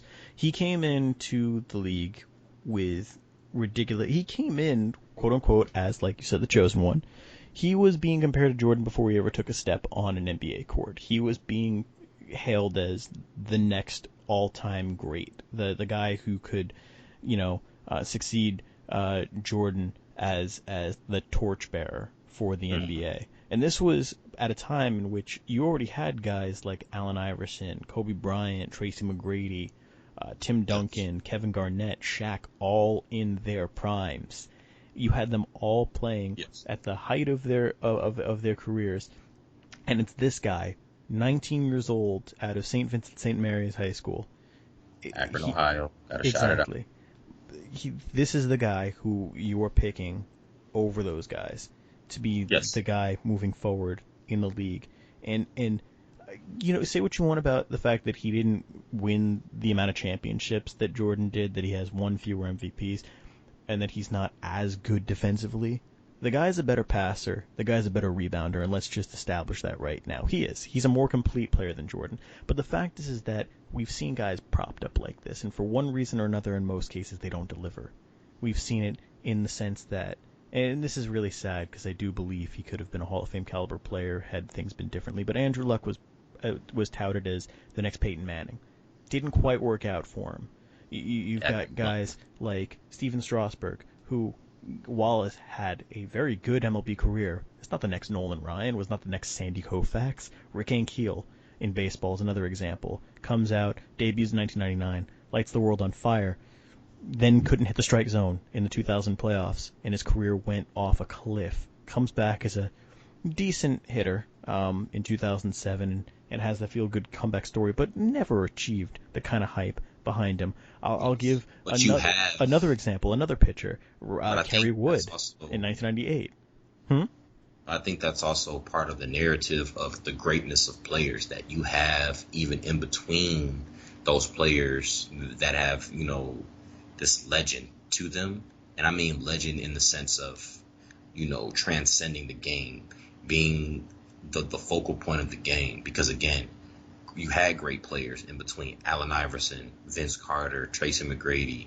I'm going to leave Kobe out of this. But, these are players that, garnered, that quick, snap in attention and were able to hold it long enough. But they don't have anything else that enhances who they are, that takes them to that next level.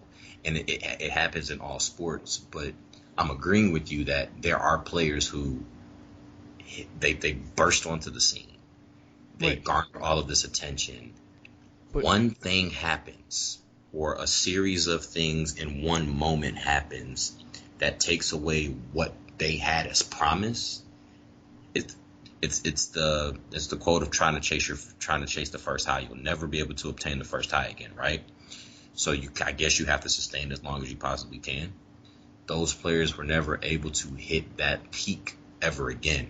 They were quality nonetheless, but they never lived up to that potential that we once saw them actually almost obtaining. right.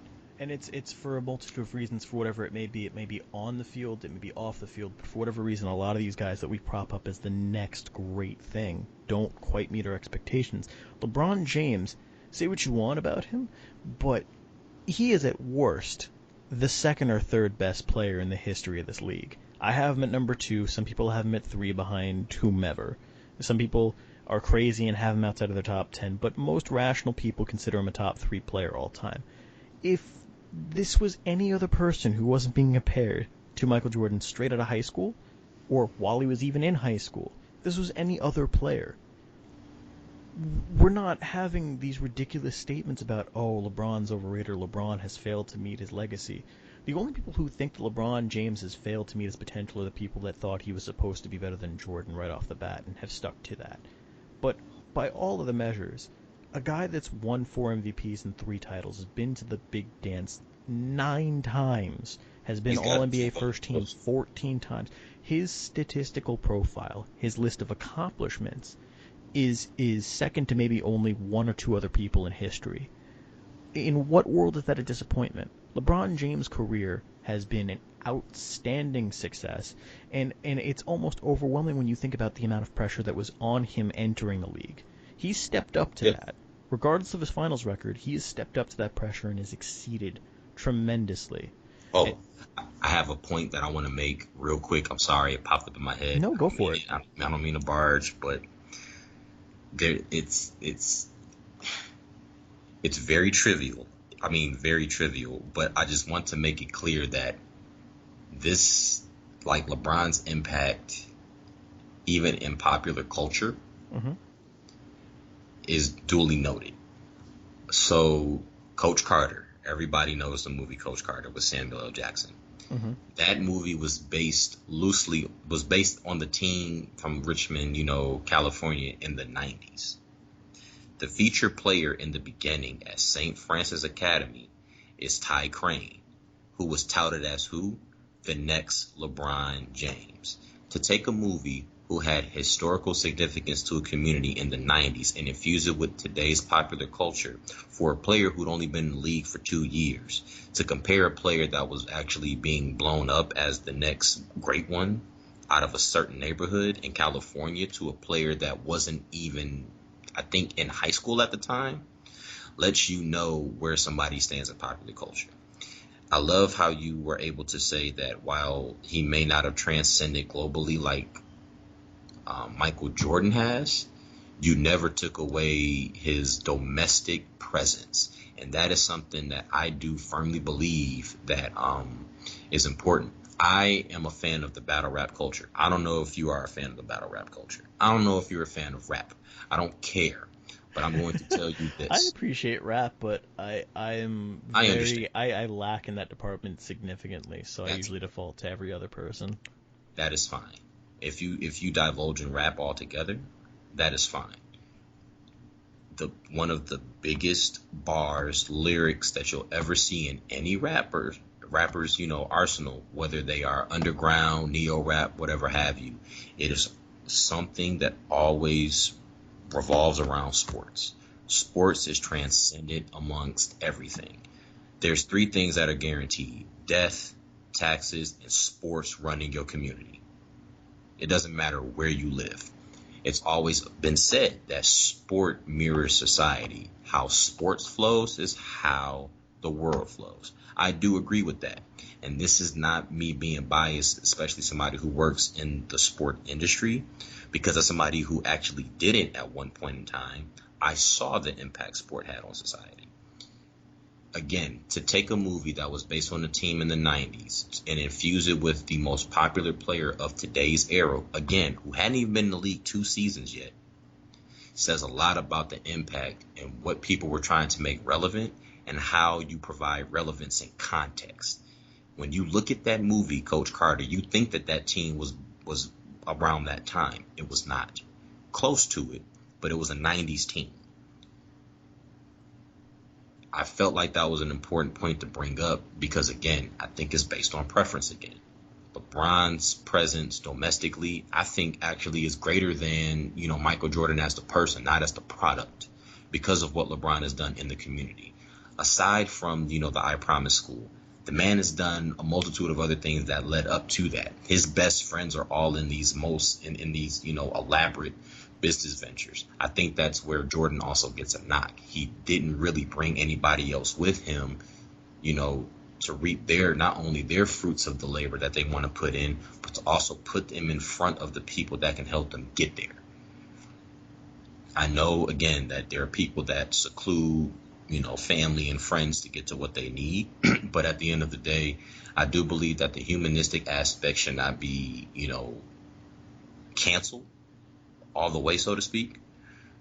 But we do see where LeBron is enhanced more than Jordan, because you don't equate community building and relations to Michael Jordan. You do that more so to a LeBron James.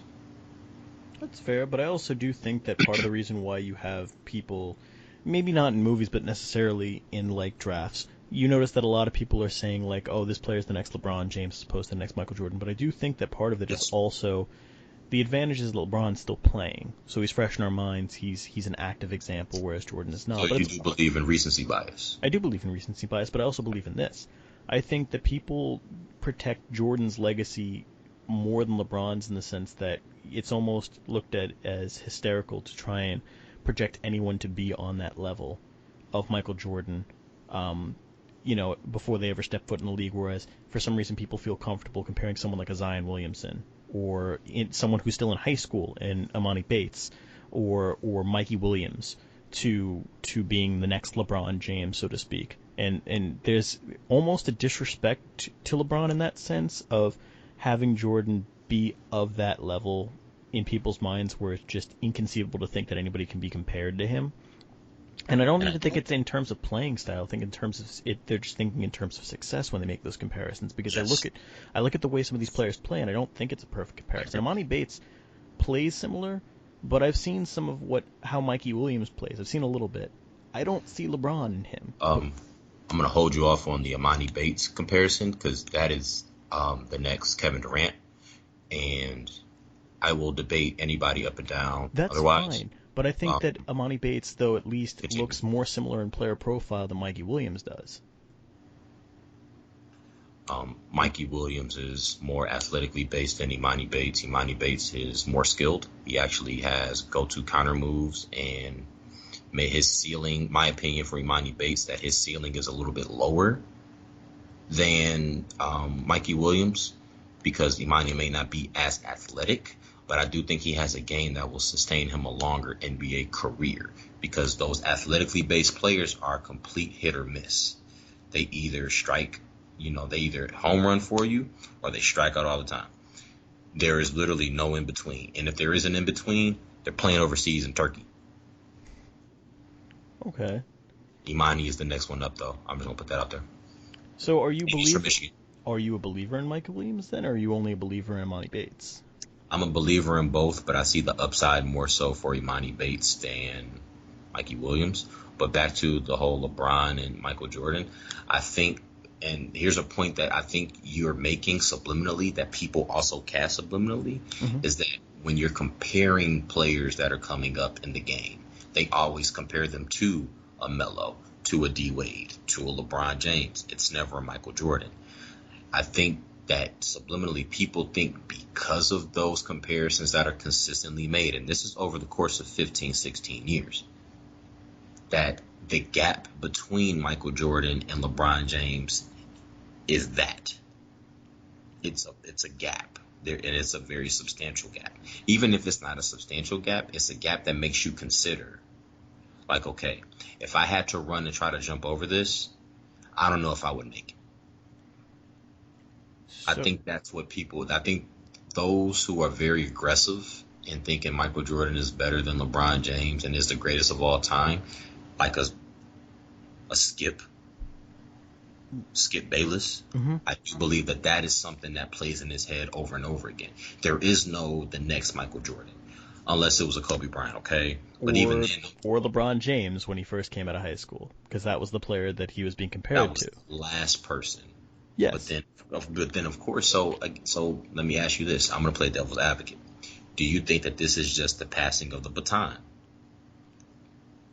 I I do and I don't. I think in certain ways it is because I think LeBron James is going to be the player that's going to be compared to for all high-ranking high school and college prospects for the next however many years until somebody else really becomes that face of the league and becomes that generation's Take whenever defined. he retires and add 7 years to that. But okay, but my point is this: I think yes because of that, but no in the sense that I think those that are fervent in Jordan's corner are not willing to let go and recognize LeBron for being as good. There's while people simultaneously build Jordan up to be this uncatchable ghost, they're also the ones that are hardcore on that are so adamant on trying to minimize LeBron's accomplishments that it's disgusting to us to that extent. It's disgusting the lengths at which people will do to minimize what LeBron has accomplished. The argument I get so sick of to this day, sick of it, is LeBron passes to his teammates because he doesn't trust himself to take the shot and he defers too much. No, LeBron thinks of basketball in a game in the most strategic ways, which is I want to give my team the best chance to win a championship or to win this game as possible. And if I feel the percentage play that makes more sense is kick it out as opposed to trying to play hero ball, I'm going to do that. And I don't really care whether or not you're going to criticize me for it. I'm going to put us in a situation that gives us what I believe to have the highest percent chance of victory. And honestly, I don't think it would be amplified on him as much responsibility-wise if his players made the shots more. So much of what LeBron is demonized for deferring, that criticism disappears if they make the shots. And who's to say that we don't get on Jordan's case for deferring at the Steve Kerr or John Paxson if they miss those shots? We would be saying, why didn't Jordan take the shot himself if those two had missed those key shots? If Steve Kerr doesn't knock down that shot in the 1990, 97 finals? Or 98 finals? It was one of them. If Steve Kerr doesn't close out, it was 7? If Steve Kerr doesn't close out the final game of the series with that shot, and ice the game with that, and he misses, then we think, why did LeBron defer there? Why did LeBron dish it out? Not LeBron. Why did Jordan, defer there? Why did he dish it out? The point being is that so much of that is the fact that he's dished out to teammates who have time and time again let him down. And it was very clear in his first run with Cleveland, and it was clear in his second run with Cleveland that you had guys where he was dishing it out to that would miss shots. But the reason why I say this is because I truly believe we'd be thinking of it in the same way if Ray Allen didn't hit that shot in the 2013 NBA Finals to send the game to Game 7. Or to send the series to Game 7. If Ray Allen doesn't make that shot... You agree that that's a parallel moment for LeBron and Michael Jordan. Yes. Because there's a lot of... LeBron catches a lot of flack for not being the person that hit that shot, yet in multiple NBA Finals, it wasn't Michael Jordan that hit a game-winning shot or a game, go-ahead field goal. Yeah. You had Paxson and Steve Kerr. Yeah, Jordan had shooters. 3-point shooters were considered specialists back in the day. They weren't considered stars. They were considered complementary pieces.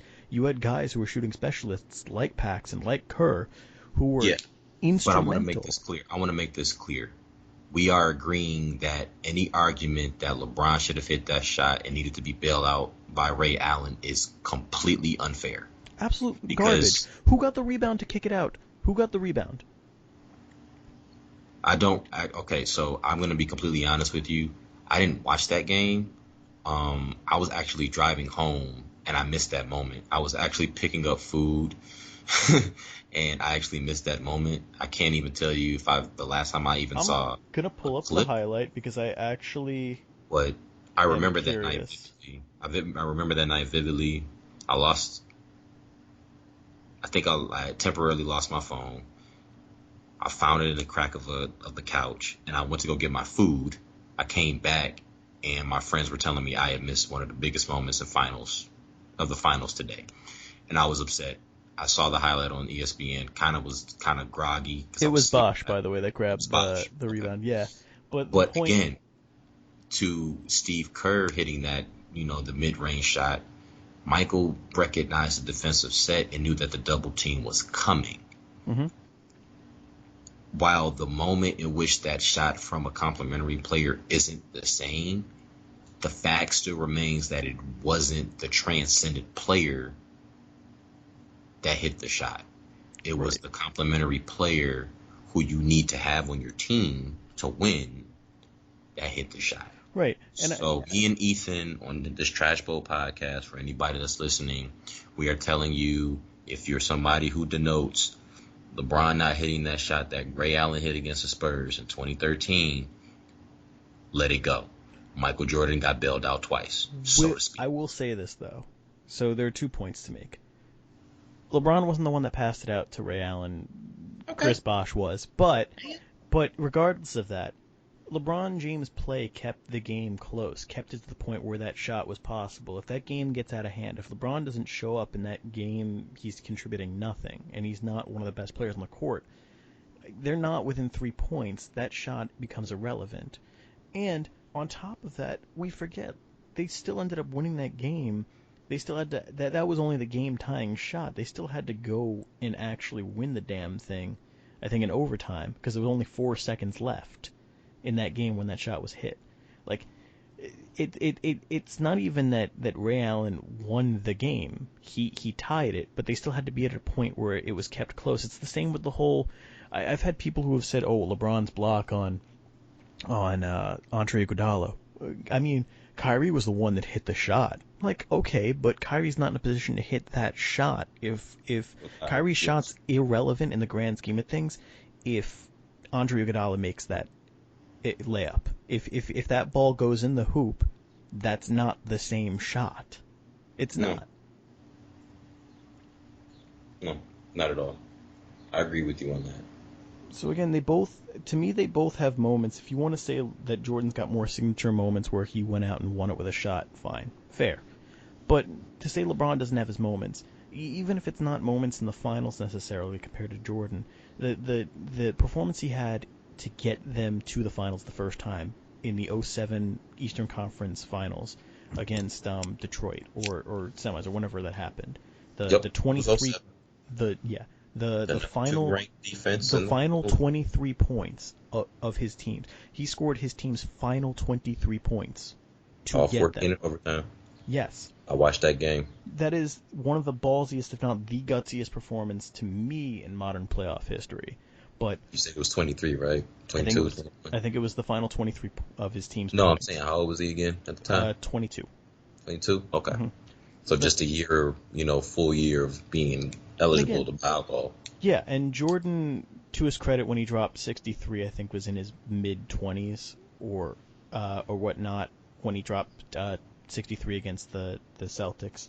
But they also lost that series. LeBron won that series, so let's just add that to the point here. Just into the But meat. there's also the performance against Orlando. You want to talk about a series he didn't win, but the series against Orlando in 2009, where he won that. What game was it that he hit that he hit the buzzer beater? There was a game in which it was in the '09 playoffs, I believe, in which he hit Oh, yeah, against the Magic. against the Magic. He hit a buzzer beater, and they ended up It ultimately was losing the game in I game think six. 3? Because the first two games were in Orlando, They I ended up believe. losing the series in six, but that was the signature moment of the entire series. LeBron had playoff moments before. Um, it's just when you think of moments, you think of Jordan. I just don't like this argument of he is a deferred first player. LeBron James isn't a deferred first player. I am thinking in terms of what is going to give my team the best chance of winning here. If I take the shot, great. But if I'm, double teamed or if I can see that there's someone they're not accounting for in the corner, I'm gonna dish it out. Yeah, I'm probably not going to let JaVale McGee chuck up a three, but like if I see that AD's open in the corner and he's a solid 3-point shooter, and I myself, if I drive it into traffic, have maybe a 40% chance of making this shot, I'd rather kick it out. And I can't really argue with that logic. Maybe Jordan was more homicidally competitive and felt he gave his team the best chance to win and was more likely to take the shot. That's a phrase. Yeah. Well, Jordan, the reason why I stick to that Jordan GOAT pick is also just in terms of I to a certain extent I have to give him credit in the sense that there's never been a more competitive individual that's ever been on this planet. Um, and I really do believe that is part of what pushes it over the edge to me. But back to the whole point with LeBron, the whole argument of not being a leader, not deferring, not having the killer instinct is bullcrap, and I will stick to that. He leads teams in a way that's different. He leads it from a facilitating standpoint of I'm going to elevate everybody around me. Whereas Jordan tried to do the same thing, but more often than not, what Jordan ended up doing was at moments he elevated people, but overall the performance of his team still was very predicated on what he was doing. It was still focal to what he was doing. If Jordan didn't bring it, his team probably wasn't going to bring it. I Yeah. wasn't It going to was bring it on the almost same like level. It flowed through him more. Whereas I with I don't want to say this to minimize the greatness of Jordan and the teammates around him, but I do believe, his teammates were afraid of him, and they all, maybe with the exception of Scottie Pippen, and I mean Dennis Rodman is also the exception, not the rule, but all of the players kind of followed Jordan in the way of the buffalo, where if the leader of the group of buffalo, cowers or falters, the rest of the group doesn't know what to do. LeBron trusted his teammates, and even in moments where he probably shouldn't have, the fact that he did gave everybody else the confidence, not for that game in particular, but for the remainder of that series or the remainder of that season. I think saying he doesn't have the same killer instinct is also a matter of preference when you talk about personality. I think LeBron is very much more inclusive. There's inclusivity and then there's exclusivity. Mm-hmm. Michael Jordan was more exclusive than anything. Pippen and Rodman were pretty much the only two teammates that he trusted, that he knew could get the job done. They were the only true benefactors of him being on the court on a consistent basis. LeBron James, even for the sense of making to the finals and and losing to the Spurs 4-0, trusted a Boobie Gibson, trusted a Ira Newell, he trusted an Eric Snow, he trusted, Big Z, he trusted a multitude of players who probably shouldn't even be in the game in the fourth quarter in the regular season and should just be a practice player, the 13th person on the bench in the finals, somebody who can just help you get ready and is going to spend whatever extra time necessary in the gym to help you prepare because they know that they're going to be wearing plain street clothes on the bench. LeBron James trusted a Matthew Dellavedova. He trusted J.R. Smith. He trusted... Calm down on J.R. Smith. We're not going to disrespect J.R. Smith. We are Knicks fans. You know what he did for us. Aside from the drama in the clubs, you know what he meant to us. Yeah, man, never forget, 6th man of the year. And he averaged 25 points a game in the 8 games Melo missed that season. Who, by the way, we went 7-1 in those games. With he had 2 buzzer beaters against the Suns and the Bobcats. We're not going to disrespect J.R. Smith. The Henny God. Yes, I know. But, no, My point is this, is that, yes, I to LeBron's credit, I think LeBron does a better job of propping his guys up, but this is, again, it's all preference. To me, if I had one guy who I would follow into a series, if it was a do-or-die series and I had to win that series no matter what, even though I wouldn't like him and I'd probably hate him by the end of it, I'm taking Jordan. Simply because that guy's not going to let me lose. He literally will not let me lose. I will die before we lose that series. And I think that type of motivator to a certain extent, even if it's not in the most positive way, just from a competitive standpoint, is what I would probably build a team around. And again, it all comes down to preference. It's the reason why I also don't like the Kobe to Jordan comparisons so much, is because I actually do think Kobe had a little bit of both LeBron and Jordan in him, but I actually think Kobe was closer to LeBron than he was to Jordan in the way he tried to. You're looking at me like I'm insane, but I actually do believe that Kobe really, in the later part of his career, actually did try to prop up his teammates. I really do. Oh, shit. Yo, we're going to be on this podcast for another 2-3 hours. Because we're going to have a debate about personality. Kobe Bryant. That is wrong. You know you got to clip that, right? You have to clip this, and you have to post this as a soundbite. I'm just saying that Kobe Bryant was willing to actually try to get Kwame Brown involved in the offense at one point. Anybody who was patient enough to try and pass him several times and have the conversation of like, dude, why aren't you shooting? And was trying to give him the benefit of the doubt. There's the story about how Kwame Brown, like, basically was just like, what are you doing? And Kobe was just like, you were open, I passed you the ball. He's like, don't pass me the ball. And then finally Kobe had enough and went to Phil and was just like, take this guy out. But like, Jordan literally, infamously, I believe, within the first few weeks of playing with Kwame Brown, and maybe this is because Jordan stuck his neck out for Kwame Brown as an executive. It was his first draft pick as an executive, was to take Kwame Brown number 1 overall. But like, the fact that Jordan goes out and plays with him, and within a few weeks of him being in the league says, you don't deserve to even wear that jersey on your back or share the court with any of these guys, you're pathetic. What are you doing? He buried the guy's confidence before he ever even had a chance to try and dig himself out of it. Now, granted, in hindsight, we know that Kwame Brown deserved the flack. He spent 10 years in the league and never improved from any season to season, and just proved all of the critics right, and it sucks, but you have to feel for him in a sense that, at least at the time, that's not going to help you when you're idle. And let's be realistic here. Every basketball player, most of them will say that their idol was Michael Jordan. 99% of them will say they were inspired to play the game by Michael Jordan. When basically the closest thing to God that North American sports has ever produced is saying, you don't deserve to be wearing that uniform. In fact, I don't even know why I wasted my time looking at you. How does that going to make you feel? Like, that is the end-all be-all for most basketball people, dismissing you as being a failure at the one thing you've practiced your whole freaking life. That you actually were good at up until that point. I mean, in hindsight, yes, Kwame Brown probably should not have been drafted number 1 out of high school, but the point being is that it was also, if we remember correctly, that was an underwhelming draft. That was not a great NBA draft at all. Like, yes, Kwame Brown is considered maybe the worst number 1 overall pick ever, but like, we also forget that Michael Olakandi was a number 1 overall pick too. Like, there have been several years in which the number 1 overall pick has been underwhelming. I mean, do you honestly believe that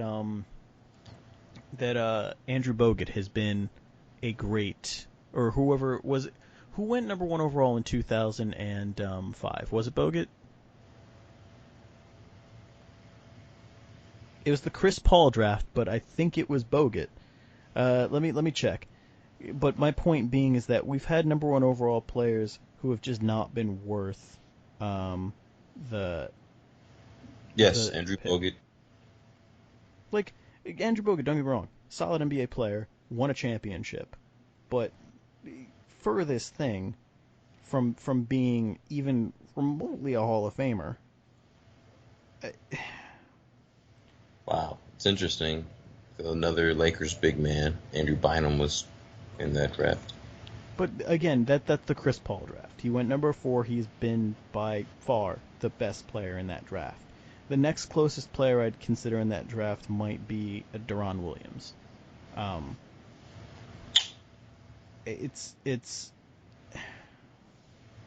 It's really unfortunate because I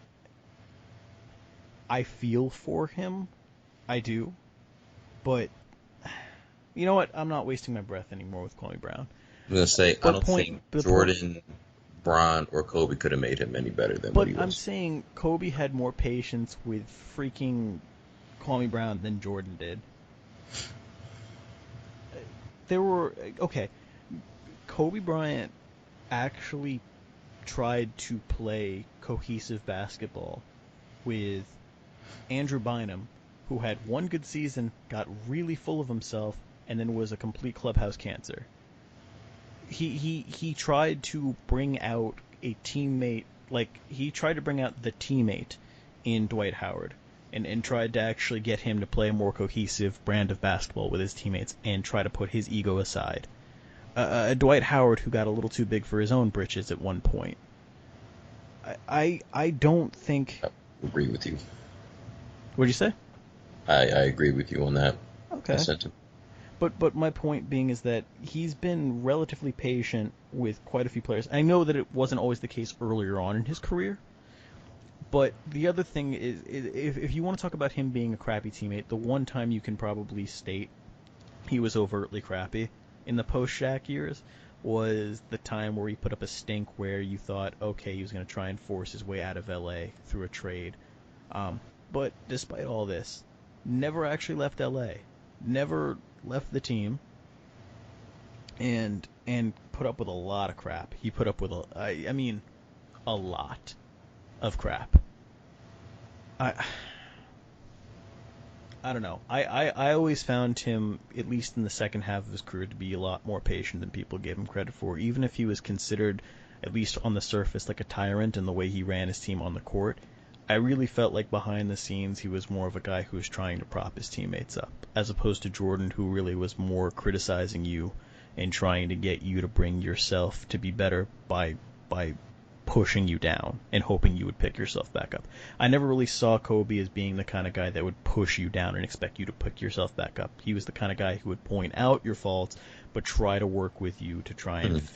fix them. And I think in that way he's more similar to LeBron. I don't even think LeBron is the type to really explicitly point out your flaws. I think he's the type that would basically just keep working at something and alluding to you needing to work at something. I think he's a little bit more passive in that sense. But because I really do think that Kobe was less likely to tear you down to build you back up, I think the LeBron comparison in terms of being a teammate is a lot more appropriate than the Jordan comparison, because Jordan was ruthless. Jordan was the kind of guy to make you feel like you've been verbally abused in order to build you back up. It wasn't even the I'll build you back up, it's I'm going to knock you down and you better get back up. Whereas I really do believe with Kobe and LeBron it was I will tear at you, but I will also help you. I think again to your preference of choice is why you have Jordan over In LeBron, terms because of you just could even see yourself responding to something from a personality, difference more than LeBron. But I also believe this is also why I'm neutral. Um, I got coached at two different teams with a coach who thought like Jordan and a coach who thought like LeBron, and coincidentally enough, had similar success.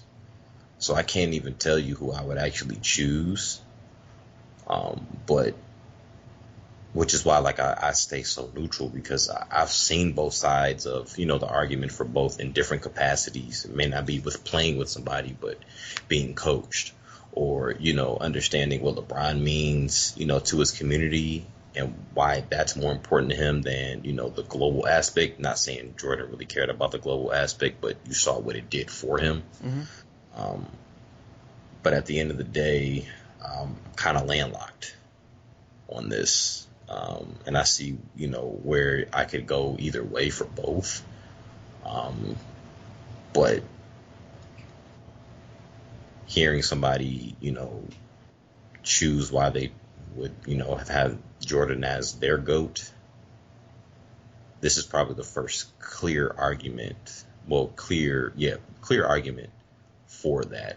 And it makes sense, because there are things you do have to put in humanistic, tenses, such as I would play for him. I may not feel good about it, but I know we're gonna win. And if my goal is to win, this is the best person I know I can win with. Exactly. You never said that you couldn't win with LeBron. You said if I need to win, but you need to win. They're That's my both winners, but Jordan won't let you fail because to him failure's not an option. And that's not to say that LeBron views failure as an option either, but Jordan is so competitive that it essentially was I will accept nothing less the gambling. than Like, you could talk about the gambling. Like, he bet yeah. on hitting a half court, shot and like shoot around, e- for people. Exactly. Talking about, even just at practices, where he's cursing out his teammates, and he's not. I That's different. I it think if you played in a team atmosphere, somebody's going to get cursed out. But if you're also talking about getting in the heat of the reps and what he was doing, to his teammates, like he wasn't flinching. There wasn't anything that, really would provoke him to do anything. I mean, I guess that's just how talented he was. I truly Uh, believe that the phrase winning isn't the most important thing, it's the only thing. That phrase was invented for Michael Jordan to a certain extent. no, Because it with was the him, fullest extent. yeah, You can even talk about his brief, baseball career.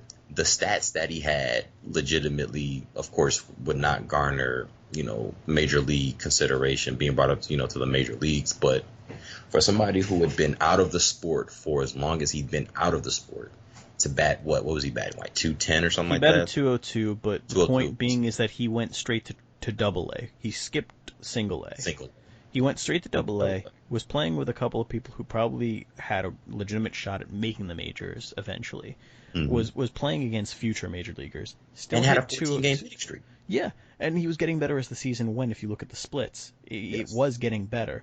The point being is that he's a guy who didn't play for more than a decade. Didn't play baseball for more than a decade, since he was in high school, and was taking to it so quickly because he was just relentless in saying, I can make this work. If not for the players' strike, who knows? Maybe he would have actually continued with it.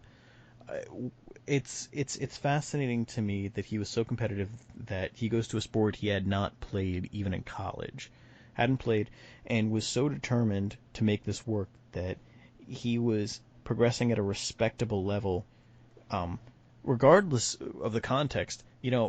Most people who train in baseball, who focus only their efforts to baseball, and don't, come from another sport, they probably wouldn't hit 202 if they went straight from high school to Double A, which Yes. is effectively what Jordan not even. It's actually more impressive because Jordan didn't last played in high school and hadn't played in more than a decade at that point. Was But it 14 years? He was 31 at the yeah, time. if that's the thing, the difference between high school and even the minor leagues is so vast that college helps most players, and it's no wonder why a lot of teams these days in Major League Baseball tend to shy away from the high school picks being drafted super high, and how college players are becoming more and more desirable. It's because it's those Mm. extra years of development against better competition, and they still go through the minors. Don't get me wrong, high school players still get drafted a lot, but not as much as they used to. For Jordan to have only played in high school at a relatively decent level of baseball, not play in college, and then not play for a decade and go in cold to Double A and make strides over the course of the season is insane. I think you give him 2 or 3 more years of minor league seasoning, and he could make an appearance in the major leagues for a couple seasons in his mid-30s. Absolutely. Would he have been an all-star caliber player? Might have been a reach, but I think he could have been a respectable major league player. But we'll never know. But my point is this: is that kind of drive, I think LeBron is close. I just don't think it's quite on the same plane yet. Um, and yeah, I do think we'd probably need to wrap this up. But just if I can make one last point here, it's closer than I think people want to realize, but I do think it's Jordan for the reasons I've highlighted, and also because I think there's going to be some time. Um, there's going to be a considerable amount of a gap for LeBron to make up. I don't think it's impossible. I just don't think time's on his side. That's all. I think realistically speaking, to change the narrative, you probably need to win at least 2 more championships. Get within one. Probably need to win at least another MVP award to tie that up. The sustained excellence is great, and the longevity is definitely a factor here, and the fact that he's probably a more complete player. But just to tie it all together, put a nice little bow. I mentioned at the beginning of this broadcast the difference between greatest and best, and I really want to end on this. And I almost forgot to do that, but I want to end on this.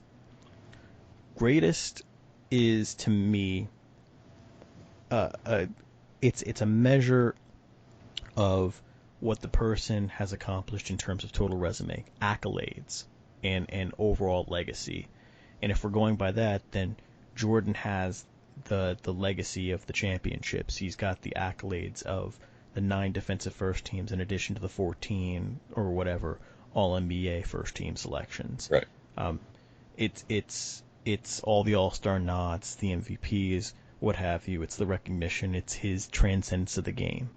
And if you want to do like a sport comparison, you might be able to say like it's where you have Jordan, you might have someone like a Tom Brady in football. Even though I think that I don't even think Tom Brady has reached that level of transcendence. But I'm just going to use it as a parallel. And then you have someone like LeBron, who I think is a more skilled player in the sense that I think his game is more complete. He might not be as good of a defender, and probably is not as much of a scorer, but I also do think it's partially because the system he's been in his whole career, he's put himself in a position where he hasn't needed to score as much. But that's beside the point. He's a better rebounder and a better passer. I think he is a more polished player in a total package. And his size gives him an advantage, too. Just in terms of natural gifts and in terms of his actual basketball ability, I think he's a more complete player. And that's why I say best, because if you look at his statistical profile, I don't It's think a little bit more diverse. exactly. I don't think we've seen as much of a well-rounded statistical profile as we've seen from LeBron James because he really doesn't have a weak point in any point of his game. If you want to point to his free throw shooting and say that's never been a super strong point of his, fine. But if that's the one critique you have when he's a career, I think what 76% at the line or Yeah, it said 77%. 70% is very modest. I think in which he's missed his free throws, where when he's missed his free throws is what, makes that look bad. Yeah, but But again, like, Jordan's strong suit wasn't 3-point shooting. But again, you know, it's not if that's the critique that you give him, then okay, so be it. That is what it is. It has to be something. yeah, and that's the thing. There's no perfect player. You can point at weaknesses for just about anyone that's ever played that game. It's more so I think there's less holes in LeBron's game than virtually every other player that's ever played. And that's to me he has played as close to a perfect game of basketball as anyone I've seen from an overall standpoint. And I think it also is reflective in the statistics. So I think he's the best basketball player that's ever played in the NBA. Do I think he's the greatest? No. I think Jordan's career resume, his transcendence of this game, and his Mm. iconography is going to speak to those volumes. And I think that it's that's why I have to put that GOAT label on him. That doesn't mean necessarily he's a better player. It just means he's got the greatest resume. And for the record, the comparison I was going to make to LeBron in the NFL would be someone like a Drew Brees or a Peyton Manning, who I think are statistically better quarterbacks than Tom Brady, but just don't have the The accolades. Yeah, they don't have the. It's not as I think full. let's do Drew Brees because Peyton is a 5-time MVP, and it's very difficult to make that comparison when he has the most. But yeah, it's basically your Tom Brady versus your Drew Brees there. Like, what do you want? You want rings? You want stats? But I think they all pale in comparison to Brian Scalabrine. Yes, Brian Scalabrine on that first all-time team with Michael Olakandi, Kwame Brown, and George Marizane. Oh, and Sean Bradley. And Sean Bradley, yeah. Greatest. That's the greatest basketball lineup of all time, honestly. We're Go all talking. big. Go What all are they big. averaging as a team? They're averaging what, 56, 60 points a game. You need a point guard, man. So honorable mention to Mark Fultz. I'm sorry. Oh man, too soon. Too soon. Let him play out his rookie contract, man. I think it's too soon. I think it's way too soon for him.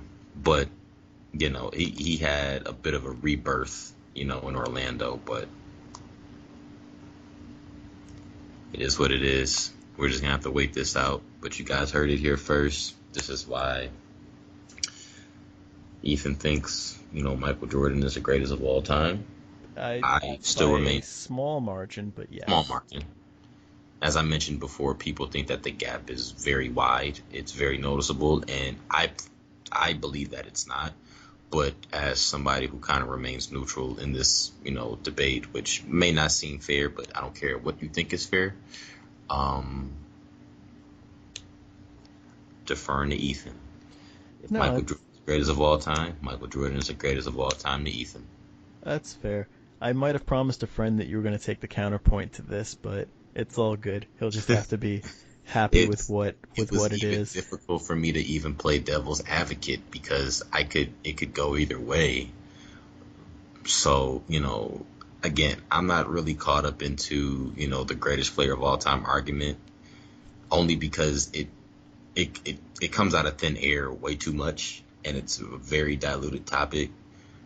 But, There's also if you just want to, not consistent arguments made by anybody about this. Like that's it's true too. some people like to focus it on team-based accomplishments, which I think is a very flawed argument. If we're going by that logic, Bill Russell's your GOAT.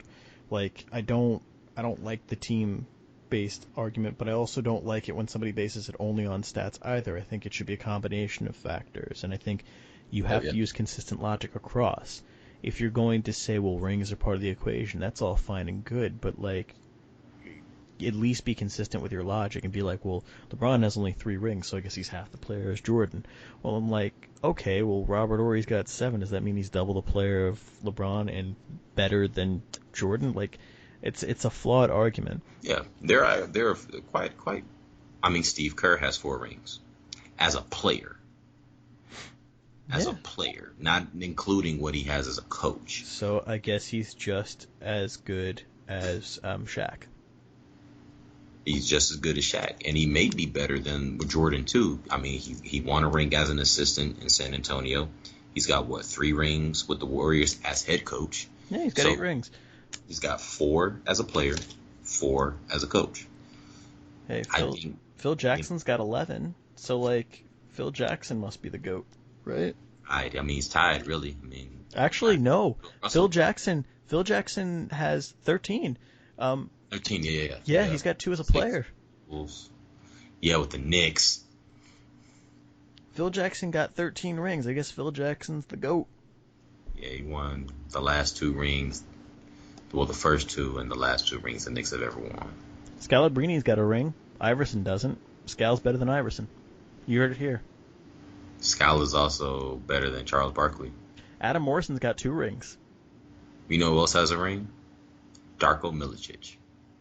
Again, Adam Morrison has 2 rings.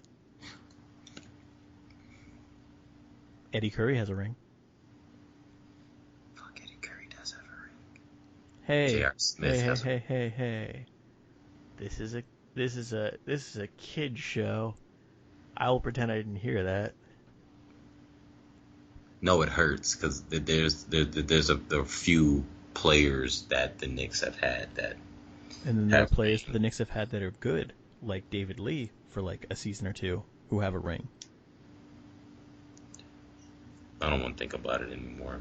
David Lee averages 20 points a game, and then we get rid of him. And then he averages 20 in Golden State, gets the All-Star nod over Steph Curry, who had the highest point per game total of anybody that got snubbed that year. And then the legend of Steph Curry is born on the Knicks' behalf. How does it always fall on us? I don't know. It's like they take the disrespect they get and they just wait until they get to the mecca of. By the way, I hate now MSG being referred to as the mecca of basketball. MSG has not been the mecca of basketball for 40 years.